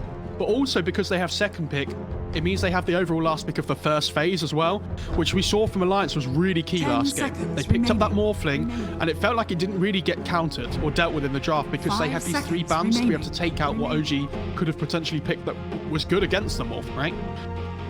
And I think second pick is so strong at the moment. I don't know what the stats are, I don't know what the breakdown is, but it wouldn't surprise me to see second pick doing pretty well here. Because a lot of the times we see these teams in lobby and they get priority, nearly all of them are choosing second pick. Phoenix comes out for Alliance. We saw them use that Phoenix for Hanskin very well in Game 2. It was on OG for Game 1, on Alliance for Game 2. Phoenix overall has just been a stellar pick. And now from there, they'll go into the Magnus immediately. So 3 games played, 3 games Magnus for OG. Do you think that should have been the second ban here for Alliance instead of this Wisp? Anybody who saw mid one play Carry Whisper the other day will understand why Alliance have banned that one. I think that was so scary to play against. And the thing is, it doesn't even have to be a position 1.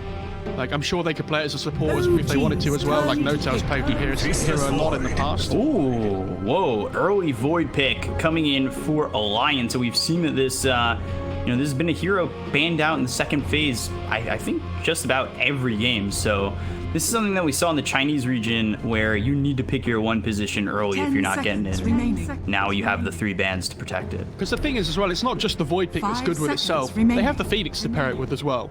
So now with this opening 2, they have really good team fight to work around. Both teams do, because, you know, OG have this RP to work with as well. So it'll be interesting to see here what OG decide to pick up with the Magnus. I actually think this line might go up priority for them because they see the Void.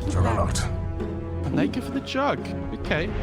They go Jug early on. I mean, the thing is, if they don't pick the Jug here, then it's going to get banned second phase, like you were saying. So it's really important for them that they take it here at this point, because not only is it good as a hero overall with Magnus, it's an egg hitter. Like, you spin, you run in, you try and destroy the egg really quickly. Obviously, there's the chrono to worry about as well, but you can't, like, hero prioritize for that. Like, they're going to chrono an egg, and no hero is going to stop that from happening.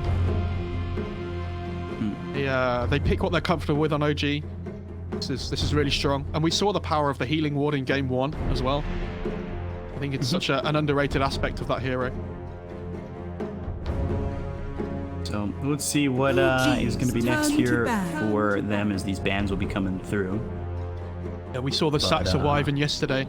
Really good counter initiation against these heroes like Magnus and Void. So, especially to, you know, we saw it. What game was it that we saw like the Chronosphere immediately into the Winter's Curse? And you just don't get to do anything. You're almost forced to retreat.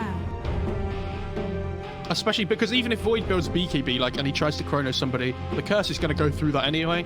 It doesn't make a difference. It's so hard for Void to itemize for that. You have to have someone else that jumps the Wyvern at the same time. And I'm not surprised to see OG ban out the Bane.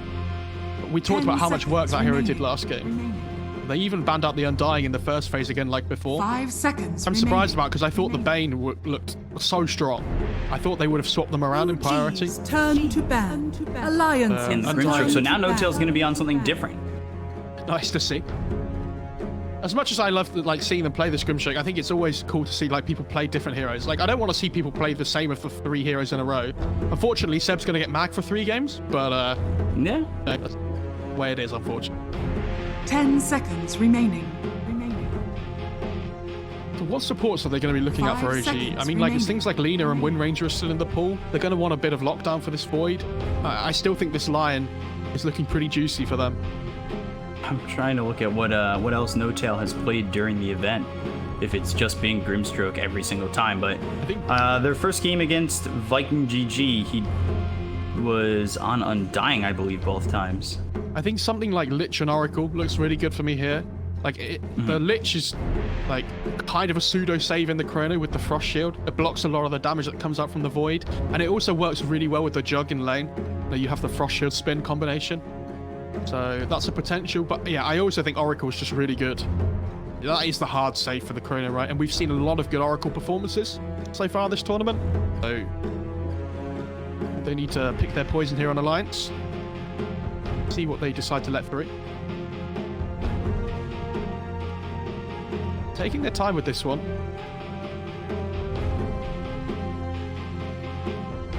They're probably going to be thinking about banning another limp hero here on OG, I would imagine. Or something that lanes well up against the Jug, potentially. I don't think they'll be bothered about this Weaver that we saw in Game 1. Maybe something like a Nature's Prophet might be annoying for them to deal with. Ooh, I like the Enchantress ban. We were talking about Enchantress and, you know, how strong it's been. We've seen a couple of times where Enchantress has just kind of been, like, shut down in lane, but I think, you know, overall, it's a good 5 position to get out of there. It's interesting that we see so many supports focused in the bans of Alliance. I mean, it feels like we've just been seeing one position's ban in the second phase constantly. This is what happens when you're opening with Mag Jug, right? Like, they don't need to ban anything except supports. Unless they feel like there's a Thompson hero that they really don't want to play against. But, you know, they banned out the Invoker in the first phase, which is the one that everybody's been seeing a lot of him on this tournament. Like, it's much easier to ban out these supports here. And I don't mind the Grimstroke ban either, because it's also really good up against the Void, because if he ever gets soulbound up, it stops him from jumping away with the Time Walk. I'm surprised to see them ban the Ench. I know it's a really good lane with the Jug, like you have a lot of kill potential with the creep that comes in with the spin. But I think OG are going to prioritize some kind of save for the Chronosphere. OG's turn to pick. Beastmaster, we saw that getting picked up a little bit more earlier in the event. Yeah, the attack speed aura works really well with the Void. Like, they can hit some timing there. Or if they ever win a team fight with the Egg Chrono, like, they take towers so quickly. 10 seconds. Well, I think the one team we saw it wasn't that great. Or like the few times we saw it wasn't exactly like the most amazing pick for Beastmaster. I don't think it also was playing from behind. I don't think that was the Beastmaster's fault though in a hero by himself. Like, the BKB piercing roar is really good against the Jug spin as well. So I don't mind it too much. I think it's fine. The 3 I am looking at here are Lich, Oracle, and Lion. Or possibly Wind Ranger as well, if they really want to go for that. But I think there's better choices. Alliance's turn to pick. Venge gets picked up with that Jug combination that we've been seeing quite a bit. Now you've got the swap save, you have another stun to come into the mix. Or really, your first stun to come into the mix. Obviously, you've got RP, but that is heavily relying on just your ult. And there's the Jakiro coming through for Alliance. This is a support that I have been very adamant about. One that really, to me at least, I love seeing the follow-up. When you've got someone who, you know, will hold a Euros for you, get a stun for you, and then it's followed up with an Ice Path, and really does quite a bit of a job over in the lane with Dual Breath as well. This was my problem with the Jakiro pick, because I think it opens up this Rubik pick, and if you ever steal Ice Path, Rubik with Ice Path is so strong. Yeah. Because you don't get the cast animation, and it also lasts longer because of the Arcane Supremacy. It's not just that, but you also have the instant lift with the Void. Like, I know FNG loves this Jakiro pick, and it's really good because it has the damage output into the Chrono with Macropyre as well. But, like, I don't think you can rely on this Chronosphere now that they have the Venge pick. And the best thing for OG is Thompson plays this Venge mid sometimes as well, so it doesn't necessarily have to be a 5. Turn to ban. They go back to the DK. So DK, which Limp did really well with in the second game, allowed him to play Dota for that one. So we'll see if that's the case again here, and what OG are going to do over in mid. Like you said, that they might even go for the Venge in the mid lane, but we'll see. I think with the DK pick, I don't think they'll put the Venge mid anymore. They'll put the Venge as the 5 and then pick some hero that does okay against the DK mid. It could be S4 playing the offlane DK, we have to say that as well. It doesn't have to be this position 2. But they have last pick overall in the draft anyway on OG, so they're going to find out anyway before they have their pick. They need to ban out 2 heroes here on Alliance so that do well against the DK mid. So I'm looking at things like Viper and Timbersaw here, I think are the big ones. OG's turn to ban. They ban out the Monkey King, and that was, that was something that Limp had such a problem playing against in the first game. Granted, he was playing Doom in the first game, and that matchup really just went very much in favor of Thompson. But I actually think something like the Ember Spirit might still be really good for OG though, because until Void gets BKB, like he has to be so worried about these chains. Like DK and Ember kind of just trade far mid. You have the Empower as well, which is nice. But again, like I think Viper Timber are still the other 2, because it gives them their damage output that they're kind of lacking at the moment. Like they don't really have any burst damage, right, on OG. They have this Magnus and they have the Jug, which is good right click and whatnot, but that's why something like the Ember is so good, because it gives them that kind of pseudo damage with both the magic and the physical. And they actually banned Timber. Ban it themselves. Maybe. Again, it could have just been the offlane DK then into that mid Timber, or even offlane Timber. They might just be looking at taking the Tiny again, honestly. 10 seconds remaining.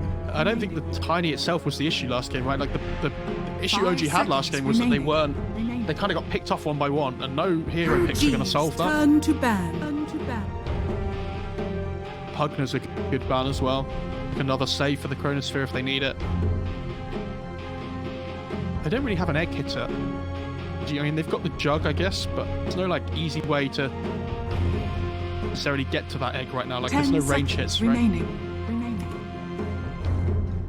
I still think Viper looks really good for them. Yeah, I could agree.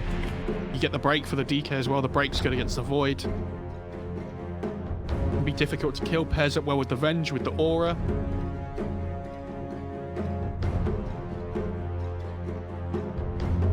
Ten seconds remaining. I really want to go for that, but I think 5 seconds remaining. Doom ban, Pugna ban. Alliance need. They kind of Would Mars be okay?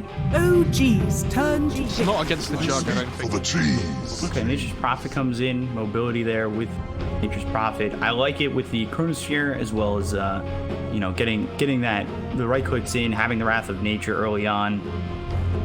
It's a decent pick for you. This is really good as well because they can swap the DK and the Nature's Prophet depending on the mid lane matchup from OG.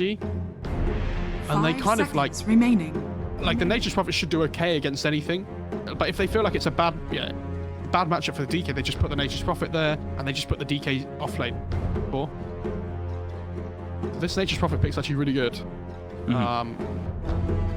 So now you need something that could lane up again, against Dragon Knight and Nature's Prophet. You may now so select Zeus comes in, and I don't know if I was expecting the Zeus, that's for sure. Yeah, that's. I mean, I talked about how they lacked a little bit of burst damage, but I wasn't expecting that to come. It'll be the mid Zeus. Safe lane Jug, off lane Mag, of course. Socks on the Rubik, leaving No Tail for the Venge.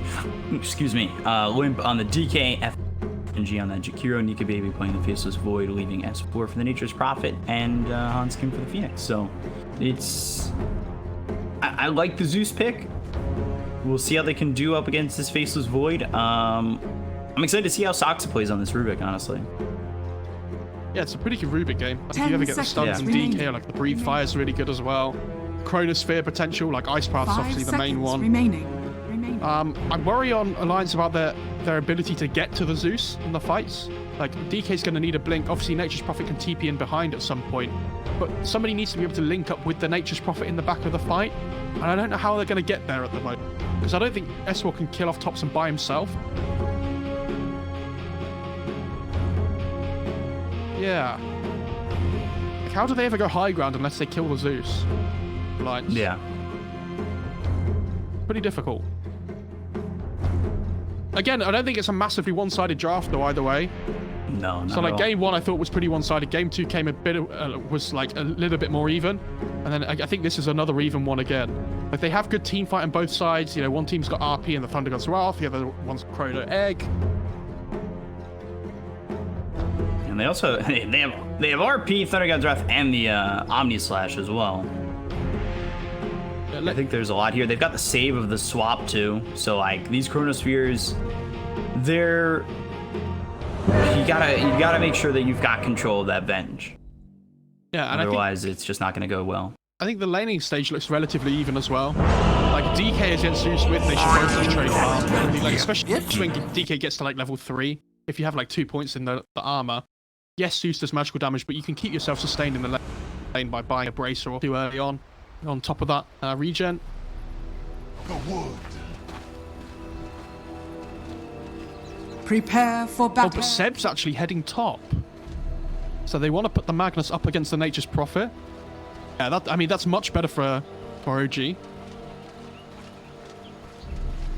I wonder if No Tail will TP bot lane.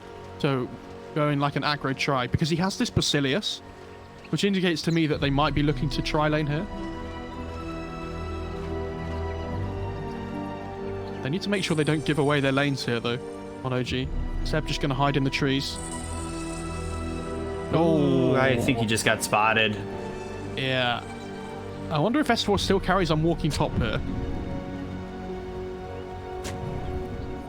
Doesn't look like it. Yeah, Void's going to start heading top. I mean, that's... I don't know why Seb poked his head through there. To battle. Like, I feel like there's no need. Maybe didn't expect someone to be at that spot right there. I mean, you know Hansen's going to be coming in, though. Or, like, somebody's going to be coming in, right? Yeah. I feel like a little bit of timings, though. Just didn't work out. Yeah.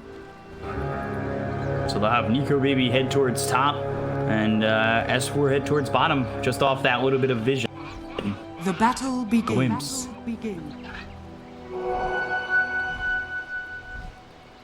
At least Alliance don't get 4 bounty runes. That felt pretty good for them after the first blood. They got so far. Yeah. I mean, they got so far ahead last game because of those two things combined. It was so good for them. It's very important there to just, you know, have that first blood grab 4. When you grab 4 bounty runes at the beginning, it is... If you haven't doubled down yet... I love watching Nico Baby Void as well. Down.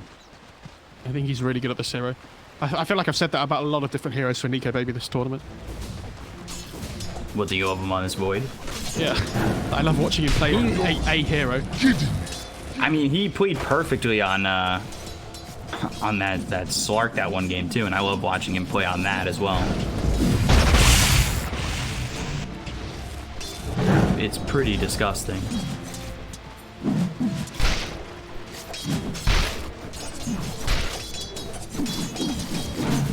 We'll see how these lanes go. Seb's still gonna be up here. Do you think they swap lanes at any point for OG, or are they just gonna keep it this way? Oh, just keep it the way it is now. You can't TP because then like Alliance just do the same and they TP themselves, right? Yeah, so it becomes a bit of musical lanes, and whoever uses their TP first usually loses out. Oh, they both just trade, right? Nobody loses out. It's just they trade evenly with it. Yeah, you just don't get what you want, though. Yeah. Is what I'm saying. But OG are controlling their lane equilibrium really well at them. You can see they blocked the small camp as well. And Alliance themselves blocked the big camp. So wherever the lane equilibrium sits in this lane is where it's going to be staying, because there's no pulls to be had.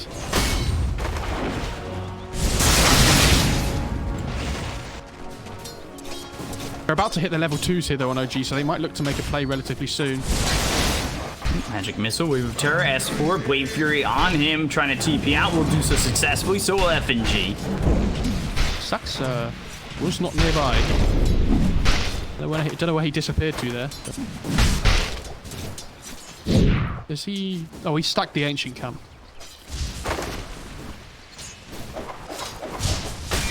He stacked the Ancient Camp, and... You know, that was important for OG in the last game to kind of keep themselves in it and keep their heads above water, but at the end of the day, it didn't end up saving them. But if you can get it started here, get yourself a little bit of an advantage, and then work with that Ancient Camp, especially with mid one already being in the bottom half of the map, it feels like there's certainly opportunity for them to do something with it now. S4, Blade Fury, after getting hit with the magic missile, is able to retreat. He can't keep you back to base here because his teleport scroll is on cooldown for 35 seconds. He's going to struggle a little bit here. And again, it's the same thing. The lane equilibrium might just give him the salvo, yeah. I mean, the lane equilibrium is in a really good place for OG, right? The good thing though for Alliance is these other two lanes are going so well. This top lane and this mid lane. Saxer TP's top, but he's instantly getting pounded here.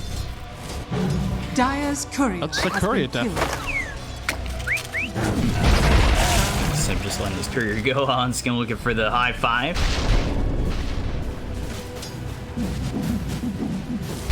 Nobody's gonna reciprocate.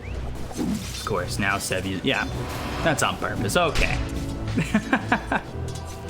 I love TI and OG. Name a more iconic duo. So, Topson on this mid Zeus at the moment. Does he have the bottle coming out now? Yeah, he does. Okay. So that 4-minute rune spawn here, going to be an interesting one. And I think because the side lanes are so action-packed, we're not going to see the supports rotate over this time. So it looks like it's going to be a 50-50 or so for the runes here. Yeah, maybe not at the 4-minute mark. Do you think that they make the rotation at the 5-minute mark to go with this catapult, especially with the DK? We saw that in the last game. Potentially, yeah.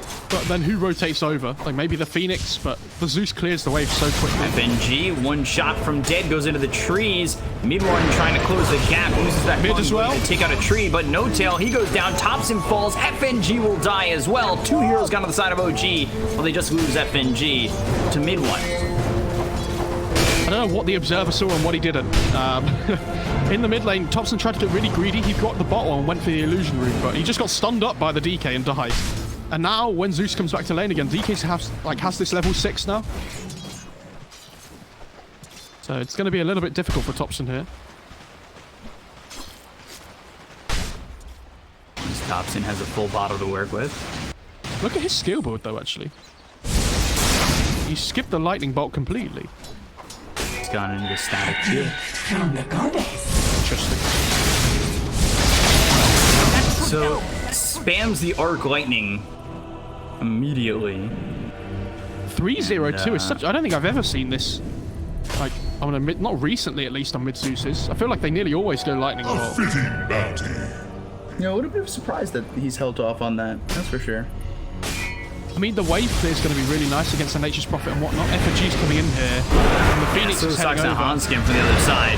Sox had spotted Hanskin, but they've got themselves the Dragon Toads. Let's get first dive out on the Topson. Topson throws an arc lightning. I don't know if it's going to be enough. He's burning away. One more shot comes in from Limp to finish him off. The Blade Fury for mid-one on a Limp. It's not going to be enough, especially with the Sunray from Hanskin. Well done to keep him alive. Now they've got the liquid fire. No Tail makes the rotation. Healing ward, so mid-one's okay. They don't lose anything on the side of Alliance. They get yet another kill. And that is the second time that Topson's died mid. So the big thing about the rotation, though, from OG is that the catapult dies. So if they get the Zeus kill there and start pushing the tower without OG rotating in, it's an absolute disaster, because that tier 1 mid can die from OG, but they at least keep it alive. That's the big thing. I just worry for OG here that NOOBFROMSEA's getting absolute free farm up in this top lane. Like, he's having an amazing time.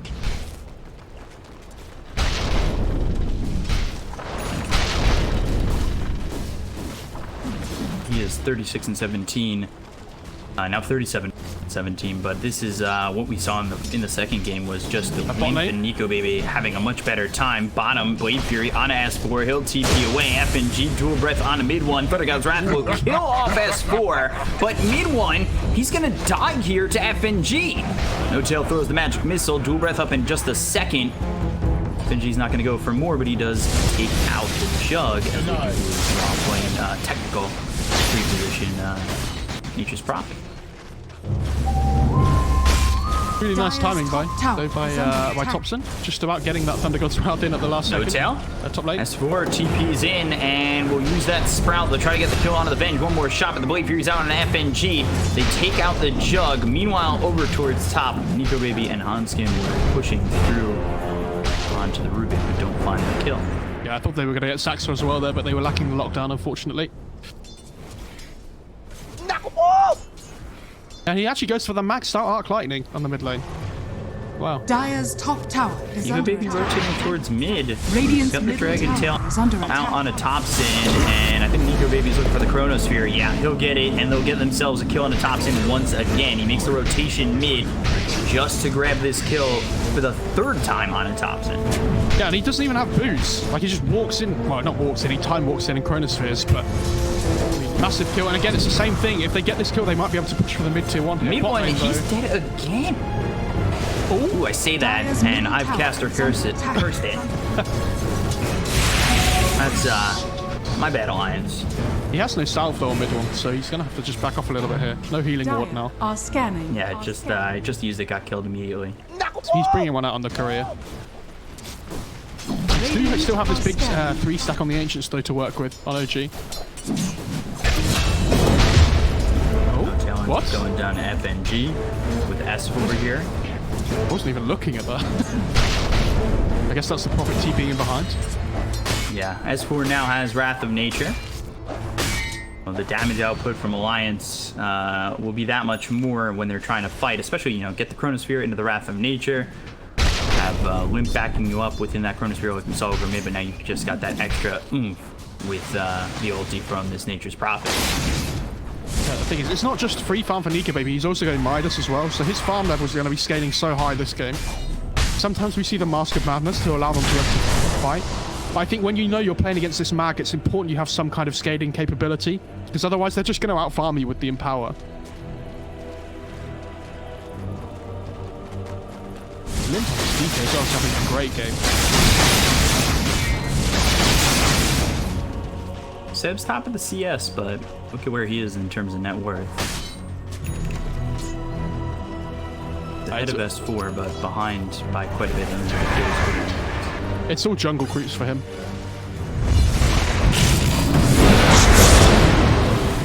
Nature. RP. That is Limp being in some trouble.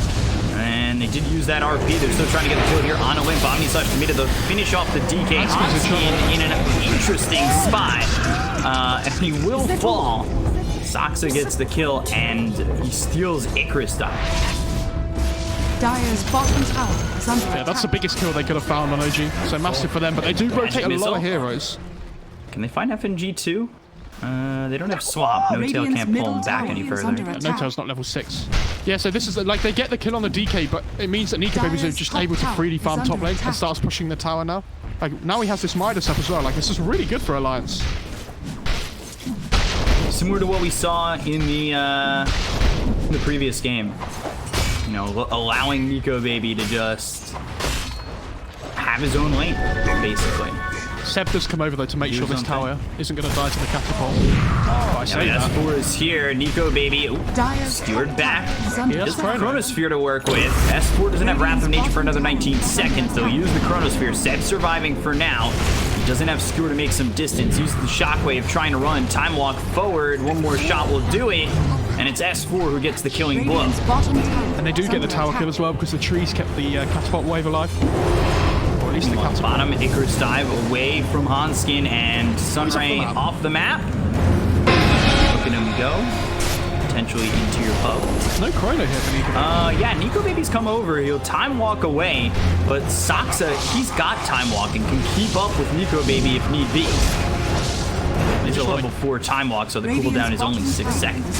They want to be able to trade towers here in a 4-for-1 with the one they lost top as well. So. They see Hanskin. Swap and magic missile. One is now dominated. Amazing. I love when the Phoenixes dive off the map like that, but good catch for OG. I don't know why he didn't TP out. Maybe they thought they were going to try and do something over bottom. He did have the TP available. This mid one Jug is now top of net worth though after that kill, and he still has the Ancient stack to take.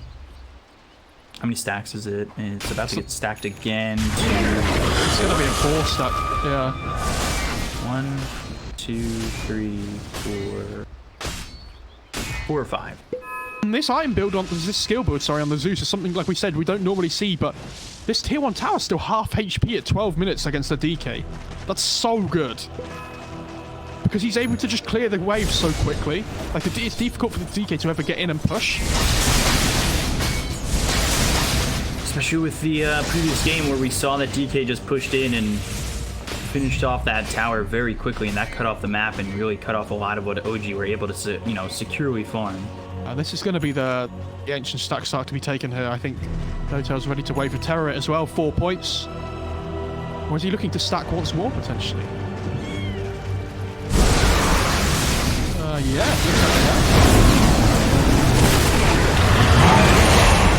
They're going to try and get Thompson over mid. And now Saksa time walks away. They get the kill on the Thompson.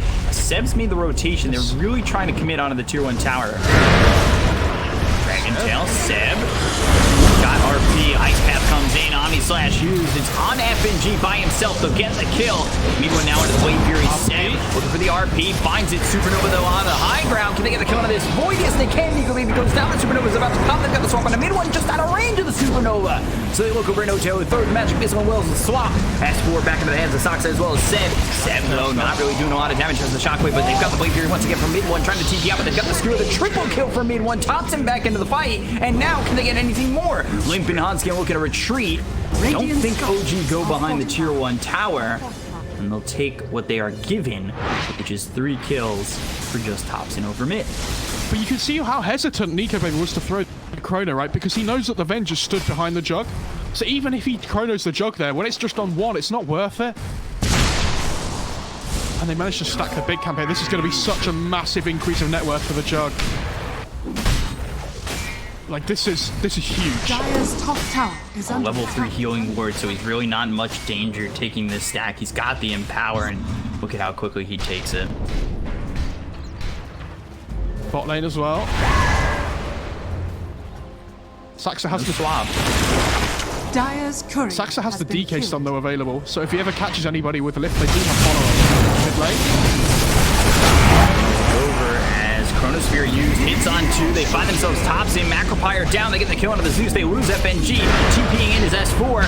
Now, Dragontail out on a mid one. Can they control him enough? He doesn't have Omni Slash for another 44 seconds as well. The Blade Fury for another 5 for the Blade Fire takes him out. Mid one gone. 8 times 3 into the hands of Limp. Seb now running away. Magic Missile hits onto S4. But it's not going to really stop him from continuing on as they've already got Nico Baby as well as Limp going for the kill on Seb. They'll get the kill on Seb. They look back over at NOTAL, who's in the Sprout. S4 a little bit low, so he doesn't want to try and go in on a NOTAL. He might end up dead if he does, but he's got the Treants following him.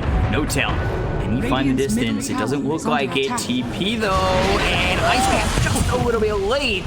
I thought they had the mark on him, but instead he's able to TP away. It's a great fight for Alliance, but they don't take the tower. That's the big thing. And they've used everything now. Like, the DK form's going to be down, the Chrono's down. They still have Egg, but it's not enough by itself. So I think OG are probably just going to look to go again here. Like, they're probably going to smoke up and look to try and find something. They have one. Yeah, Nota has one on him. Maybe they're just going to look to try and take this mid tier 1 instead.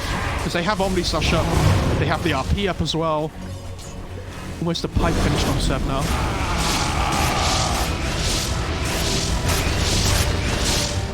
And they know that without the Chronosphere up on Alliance, they can't really defend this tower. Radiant's middle tower is under attack. He gets the Nature comes out, Radiant's giving middle an extra tower 24 damage to S4. Dire's bottom tower is under attack. Dire's bottom tower are scanning. Visibility.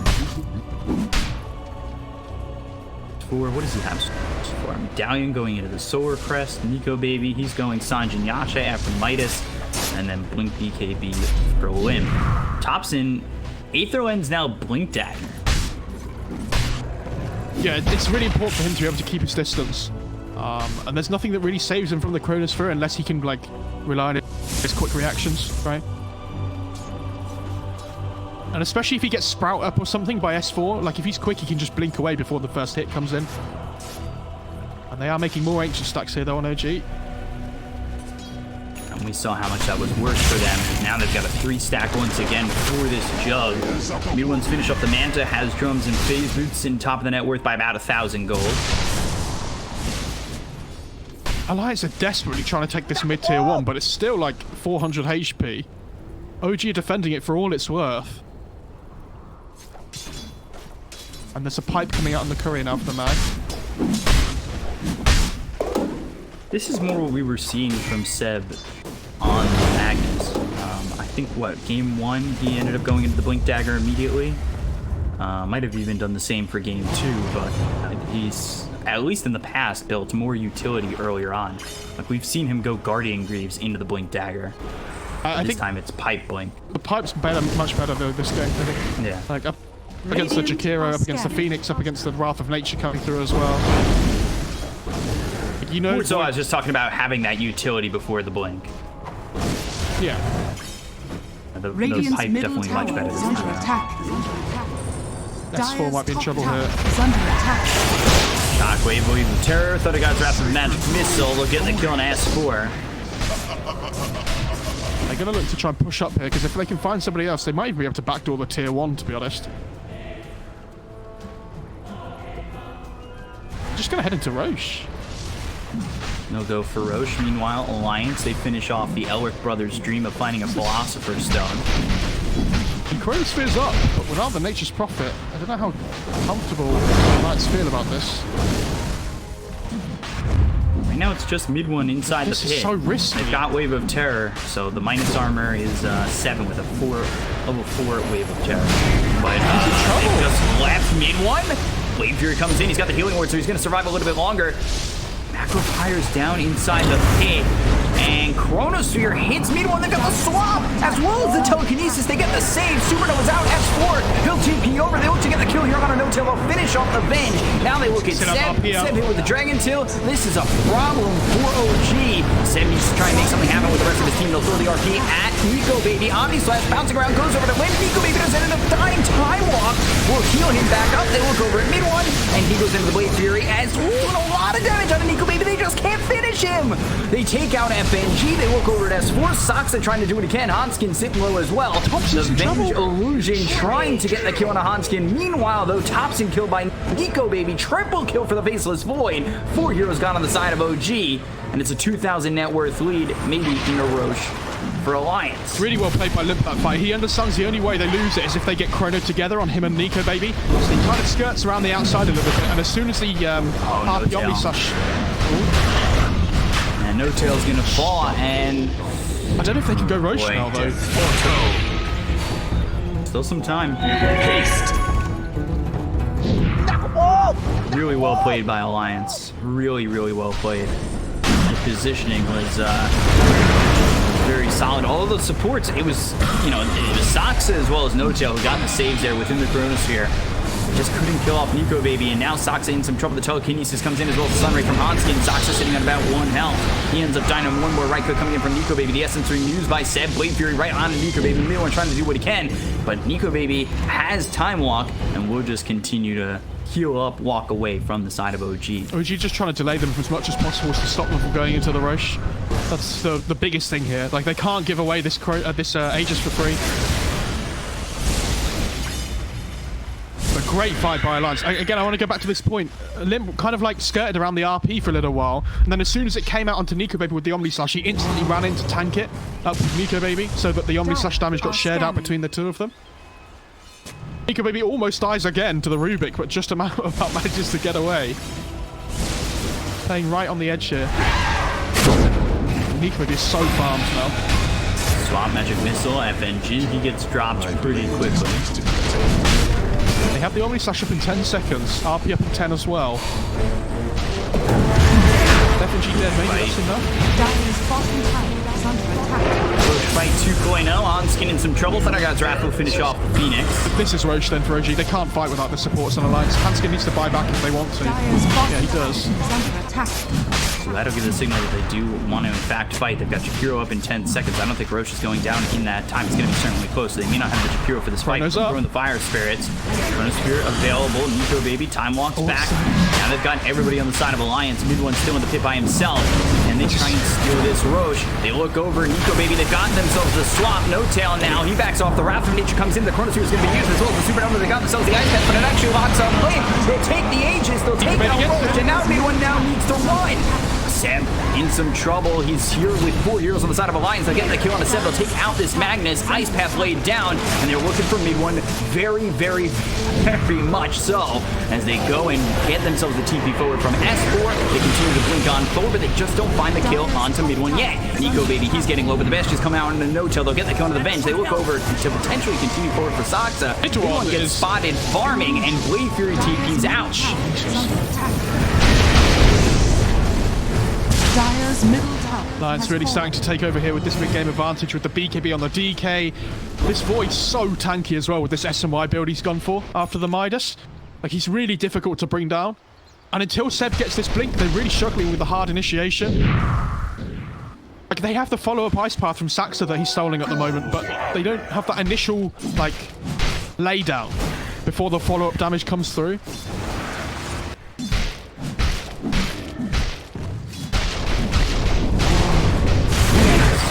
Spots Nico Baby. Ice Path doesn't land.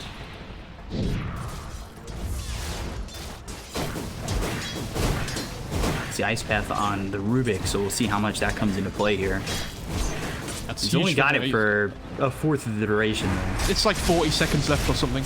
It's not very long, but he had it the whole Roche fight duration, but couldn't really make massive use of it, unfortunately. No-tail spotted. Dragon Tail comes in. Dual Breath Ice Path down. And we'll take out No-tail once again.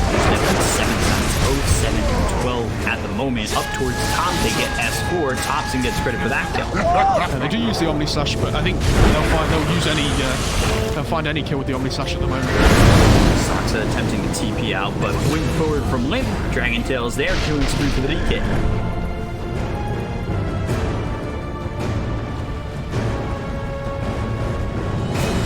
7K net worth lead. OG on the field at the moment. Thompson gonna get spotted here. Blink Dragon Tail once again, and there's the kill onto the Zeus. And Nico Baby has the MKB now as well. This guy's huge. Like, not only is he going to be difficult to kill, but he does a massive amount of damage now. Are scanning. Are scanning.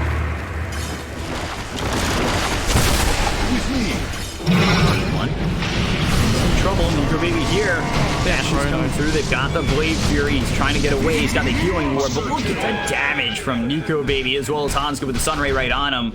An easy kill to finish off the Jug. And mid one, he started the game pretty well. Had an 8-time spree. They're going to follow this up with a +1 on a No-tail. Nothing he can do. Throws a magic missile out on a Limp, but it's only extending the inevitable. As he falls. How much does this feel like last game though, where Alliance take one really good fight and then all of a sudden OG take turns just dying one by one, and now all of a sudden it's 9k net worth out of nowhere after the game's been even for like 20 minutes. This Roche fight just enables Alliance to play so much more aggressively, and it forces OG to have to split push the map because they can't fight into this Void Aegis anymore. And Alliance are doing a really good job of punishing them for it and picking them off.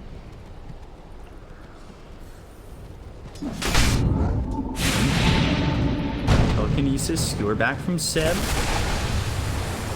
They're coming in though. Path of Nature, and S4, he throws the Sprout, doesn't spot Seb, who blinks away and gets to this tier 2 tower and TPs away. But No-tail mid one actually have to stop the TP. They're going to look over to go for FNG. Limp comes through with a blink as well as the Dragon Tail out of the mid one. The back of Pyre Zane. Tops in and looking to follow this up. Help out a little bit, but the Blade Fury is used by mid one. Comes over to look at Hanskin to grab this kill, but he goes into the Supernova and that gets blown up. He's coming! Limp, Chronosphere on him, but he gets the swap out of the Jug. Mid one trying to swipe. He's got Omni Slash, but he can't get it off! Oh dear, the Banshees come in for Nico Baby, and they finish off this Jug. He's got buyback, they're gonna lose No-tail, and now RP committed for Nico Baby, but this is just a defensive retreat RP. And OG continuing to fall back even further as Alliance put the pressure on. They can't deal with this DK. Like, he's so tanky, and when he pops BKB, they just don't have enough damage. And it's not even just the DK they have to deal with. Like, this Void is just untouchable right now. Yes, I know he has the Aegis, but even if he didn't, it's just about to expire, though. But, like, their main way of killing the Void is with the RP, right? And he's about to finish this Satanic, and he's going to have to, like, double status resistance with the SMY Satanic.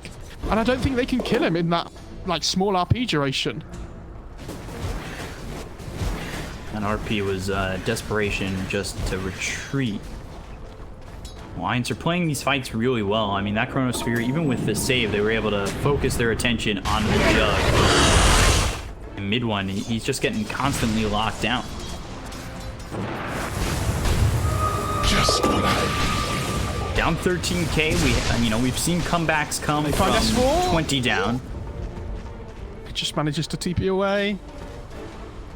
Now Thompson, though, he's finally going for Axe. Like, it feels like his farm is being shut down.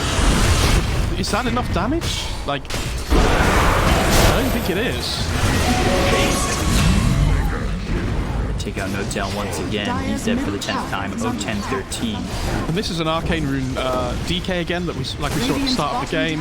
Under attack. So the Dragon Form, it gets the kill on the NOTAL, but it's going to be up again so quickly even when it's down. They can just look to take the tier 2 mid here. 13k lead. RP on cooldown for another 17 seconds. They're looking to spot out some vision. They will. We're back on a limb. Now do they have the damage to get the kill here on the DK? The Omnislash bouncing around. It's not favorable so far for the Jug, but now mid one's stunned up once again. They got Hanskin low. He backs off and retreats successfully, and so does the rest of the team. Omnislash now on cooldown for 2 minutes. I mean, the only thing they could have thrown extra there was the RP. And this is what I mean. I don't know how they have... Where's their damage coming from now at this point? Like, Dragon Knight pops BKB in. What do they do? He's going to have the AC soon as well, so the physical damage from the Jug's going to be negating even a little bit more. Go baby, setting up, has himself a Chronosphere. Seb in the front of this pack. I don't know if he really wants to be here. This is a difficult spot for the side of OG.